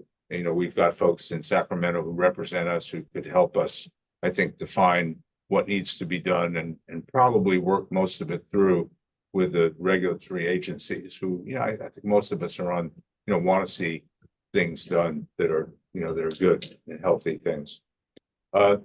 Thank you. Is it Nicole next? Melanie on the screen is the only one I see. Hi, good afternoon. My name is Nakul Virat. I'm calling from Sweden, so it's just over 1 o'clock in the morning. So I might sound a bit boring, but thanks for the opportunity to come and talk here. So I'm the Chief Commercial Officer at Candela. A little bit on Candela, we develop and build 100% electric hydrofoiling boats and ferries. We have over 10 years of experience, and over this time, we've really perfected the technology. We believe we are the largest electric hydrofoiling company in the world in terms of the number of deployed vessels. And we also have the good opportunity to welcome a few of the board members from WETA. So really thankful for that. Our technology is being adopted around the world. We started the year producing about 1 boat a week. We are close to 2 boats a week now. So that's fantastic. We've grown so much that we are doubling our manufacturing capacity in Stockholm, adding in additional square footage, but also setting up a plant number 2 in Italy. We strongly believe that our 30-passenger ferry is disrupting and replacing 150 to 200 passenger traditional ferries in a cost-effective fashion. And just a little bit towards what this workshop is all about. We strongly believe that Bay Area has been a leader in cutting edge technology, and has been a leader also in bringing green technology and clean technology, and CARB is really pushing for that. And Candela's boats really provide that, right? We provide zero carbon emissions, and we are super happy to build and maintain them here in the Bay Area, or partner with one of the yards to provide a technology. We have the technology, but we also believe that the Bay Area has the right talent in the US to help us help get the right talent pool to be able to do a good job in the US. We strongly believe, we're not quite sure what the market size in the US is for a ferry like Candela's, but we believe it's a big opportunity, and we're trying to figure out what that number is going to be. But we strongly believe that the Bay Area is a good candidate for us to manufacture. We only need an order of 10 boats to make the factory viable. These are low cost boats. And we strongly believe that this is a good partnership opportunity, for Candela and for the Bay Area. I would also like to say that the California Energy Commission is coming to visit Candela in Sweden on the 30th of August on a study trip, and we welcome WETA and colleagues to come and visit us as well. And there was a number brought up earlier that 3 to 4% of global emissions come from maritime industry. We believe it's close to 8%, and also the passenger ferries, the utilization is fairly low, generally about 20%. And we need to change, we need to reduce carbon emissions rapidly, right? And going electric without hydrofoiling is not really making sense today in terms of the energy density and the batteries that you have is just not enough. Because of the utilization of the ferries, we believe that a high-speed hydrofoiling electric, but a smaller ferry would perhaps make a lot more sense. Our ferry is, again, 100% electric. And the way it makes sense is actually because of hydrofoiling technology. Provides zero carbon emissions, is built of carbon fiber, and the service intervals are 10 times of a standard vessel, managed by one crew member only. And quite a few interesting benefits that it has. There was also a number that I heard that $4 or $5 million that is going into building a jetty. And I would like to say that we built a jetty here in Stockholm with 2,500 euros, and that is perfect for to operate with a Candela P12 ferry. Overall, what we're trying to do is we are reducing operating cost by up to 90% from a standard ferry, right? And our ferry is being adopted around the world, and we are really seeing a lot of uptake. We are sold out for the whole next year. And we definitely want to get into the US market, and we strongly believe that you have the power, and Candela has the technology to clean the maritime industry. And let's start with the Bay Area. Thank you. Yeah, thank you very much. And sorry we kept you up so late. And I know just recently, I think Seamus, you and Director Delbano had a chance to visit, Director Aldo. So, I think we'll certainly continue the conversation. And, one of the issues, I think we've had is, what is the scale? What is the size? What are the advantages of these things, for us in the future? We're used to operating a certain way. What's the ideal configurations for the future? So a lot to discuss. Thanks for staying up late for us. We appreciate it, and we'd love to. I'm sure we'll have opportunity to talk further. Thank you. Do we have other folks signed up? Melanie, anyone else? I don't see any hands raised. No one else had signed up. Anyone in the room who didn't have a chance to speak would like to? This is one of the longer meetings we've had, but it's good. And again, members of the board, maybe any comments? Yeah, I would love to. So super excited about all of this. And I have to say, about a month ago when we were informed that this was going to be happening today, I saw it as a birthday gift to me. So today's my birthday, and I was super excited to have this happening today. Yeah, thank you. So what a wonderful discussion. Super exciting to hear everything that was shared. And as we talk about leveling the playing field, I know that right now, like California Jobs First, I've already submitted as I've mentioned before, I've submitted the proposal of the Working Waterfront Coalition to California Jobs First. as they are talking about creating jobs and opportunities for disadvantaged communities that are in climate resiliency industries, this is exactly what this is. So, and then, also looking at perhaps like you said, Office of Go Biz is definitely something we should be looking at. And California competes tax credits to help existing and new industries grow or come here. I think is super important. And luck is when preparation meets opportunity. We know the opportunity is here. It's right in front of us, and we need to do everything we can to be prepared to seize that opportunity now. So I'm super excited, like I said, that we are doing this.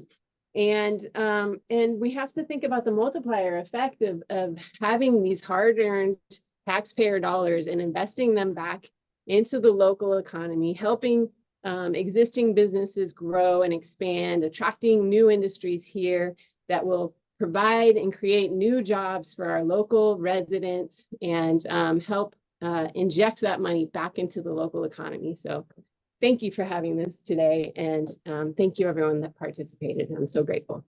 Thank you. Great comment. Thank you. I just love the transparency and the thoughtful planning and preparation that went into today's workshop. I feel so much more informed of the challenges and the opportunities that exist in front of us. And I am just looking forward to continue exploring all of, I just want to echo everything that you mentioned, Director Du, and I'm just going to stop there because I'm there. It's a lot to process, and I also want to recognize again that we are a public transit agency. We do, I think all of us on the board are very, very passionate as regional leaders when it comes to development and revitalization and the economy of the Bay, while also recognizing the limitations that we have as a public transit agency. So I think I'm going to stop there and continue, just ask everyone to continue pushing forward as much as you can. Well, I'll keep it short. We've been here a long time today for all of us, but I do want to say thank you. I do think there's a lot of momentum here. It's very great to see. I've spent a lot of time thinking about the trajectory of the history of the Bay as it relates to the maritime history itself. And it does feel like it's ripe again for a renaissance in maritime. It's felt that way for a while as we've been pushing forward our own 2050 plan. And as the technology continues to advance in all sectors, it feels like it's the right time for maritime. And every time I look at a technological advancement, whether it was back when the internet launched or whether it's now in this era of AI, it always comes because there is a stakeholder group or a believer who has pushed it forward, and I don't see why that can't be WETA. So here we go. Thank you all.